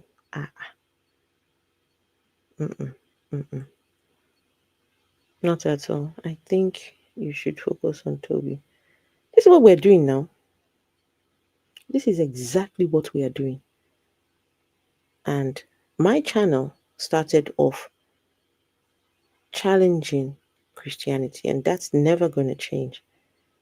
Toby is just a continuation of where I left off for the Toby conversation. So get ready. I mean, you want to come with insults now, Abby? A big woman like you shouldn't be doing all this. Which one? Which one should I not be doing? K.A. Lewis, what should I not be doing? Look at these people said, big woman like you should not be doing. What should I be doing? Oh yeah. Thank you for the buckets, please. We just 666 has supplied you some buckets so you can cry your tears inside there. Get ready. Get ready. K.A. Lewis is gonna get worse. Many more people are walking away from religion. Your children are going to walk away. Your children. They're starting now to see that you're talking bullshit. When you start saying, oh, Noah was in the flood, and this, your children know that it doesn't make sense. Why are we, mommy, daddy, why are we being punished for two people eating a fruit? And then you will now say, because Adam was the father, and Adam is our father of all of us. Oh, mommy and daddy. So was Adam a black man? Because I saw the picture of Adam. He's a white man. No. Adam, mommy, where was the garden? I don't know. It's in the Bible. You wait. Try explaining it to your children. Listen, your children. They will leave. They already living Christianity fast. Living Islam. They living religion. You don't know what it is. Anyway, guys. Good night. Vessel. I don't know. Vessel might have gone to sleep. Good night, everyone. We Good just night, everyone. Vessel, you're still there. I'm here. Night night, everybody. Good night, everybody. Good night. Wait, where's my end song? Oh, I like this song, and I don't know why I've lost this song. Look at it.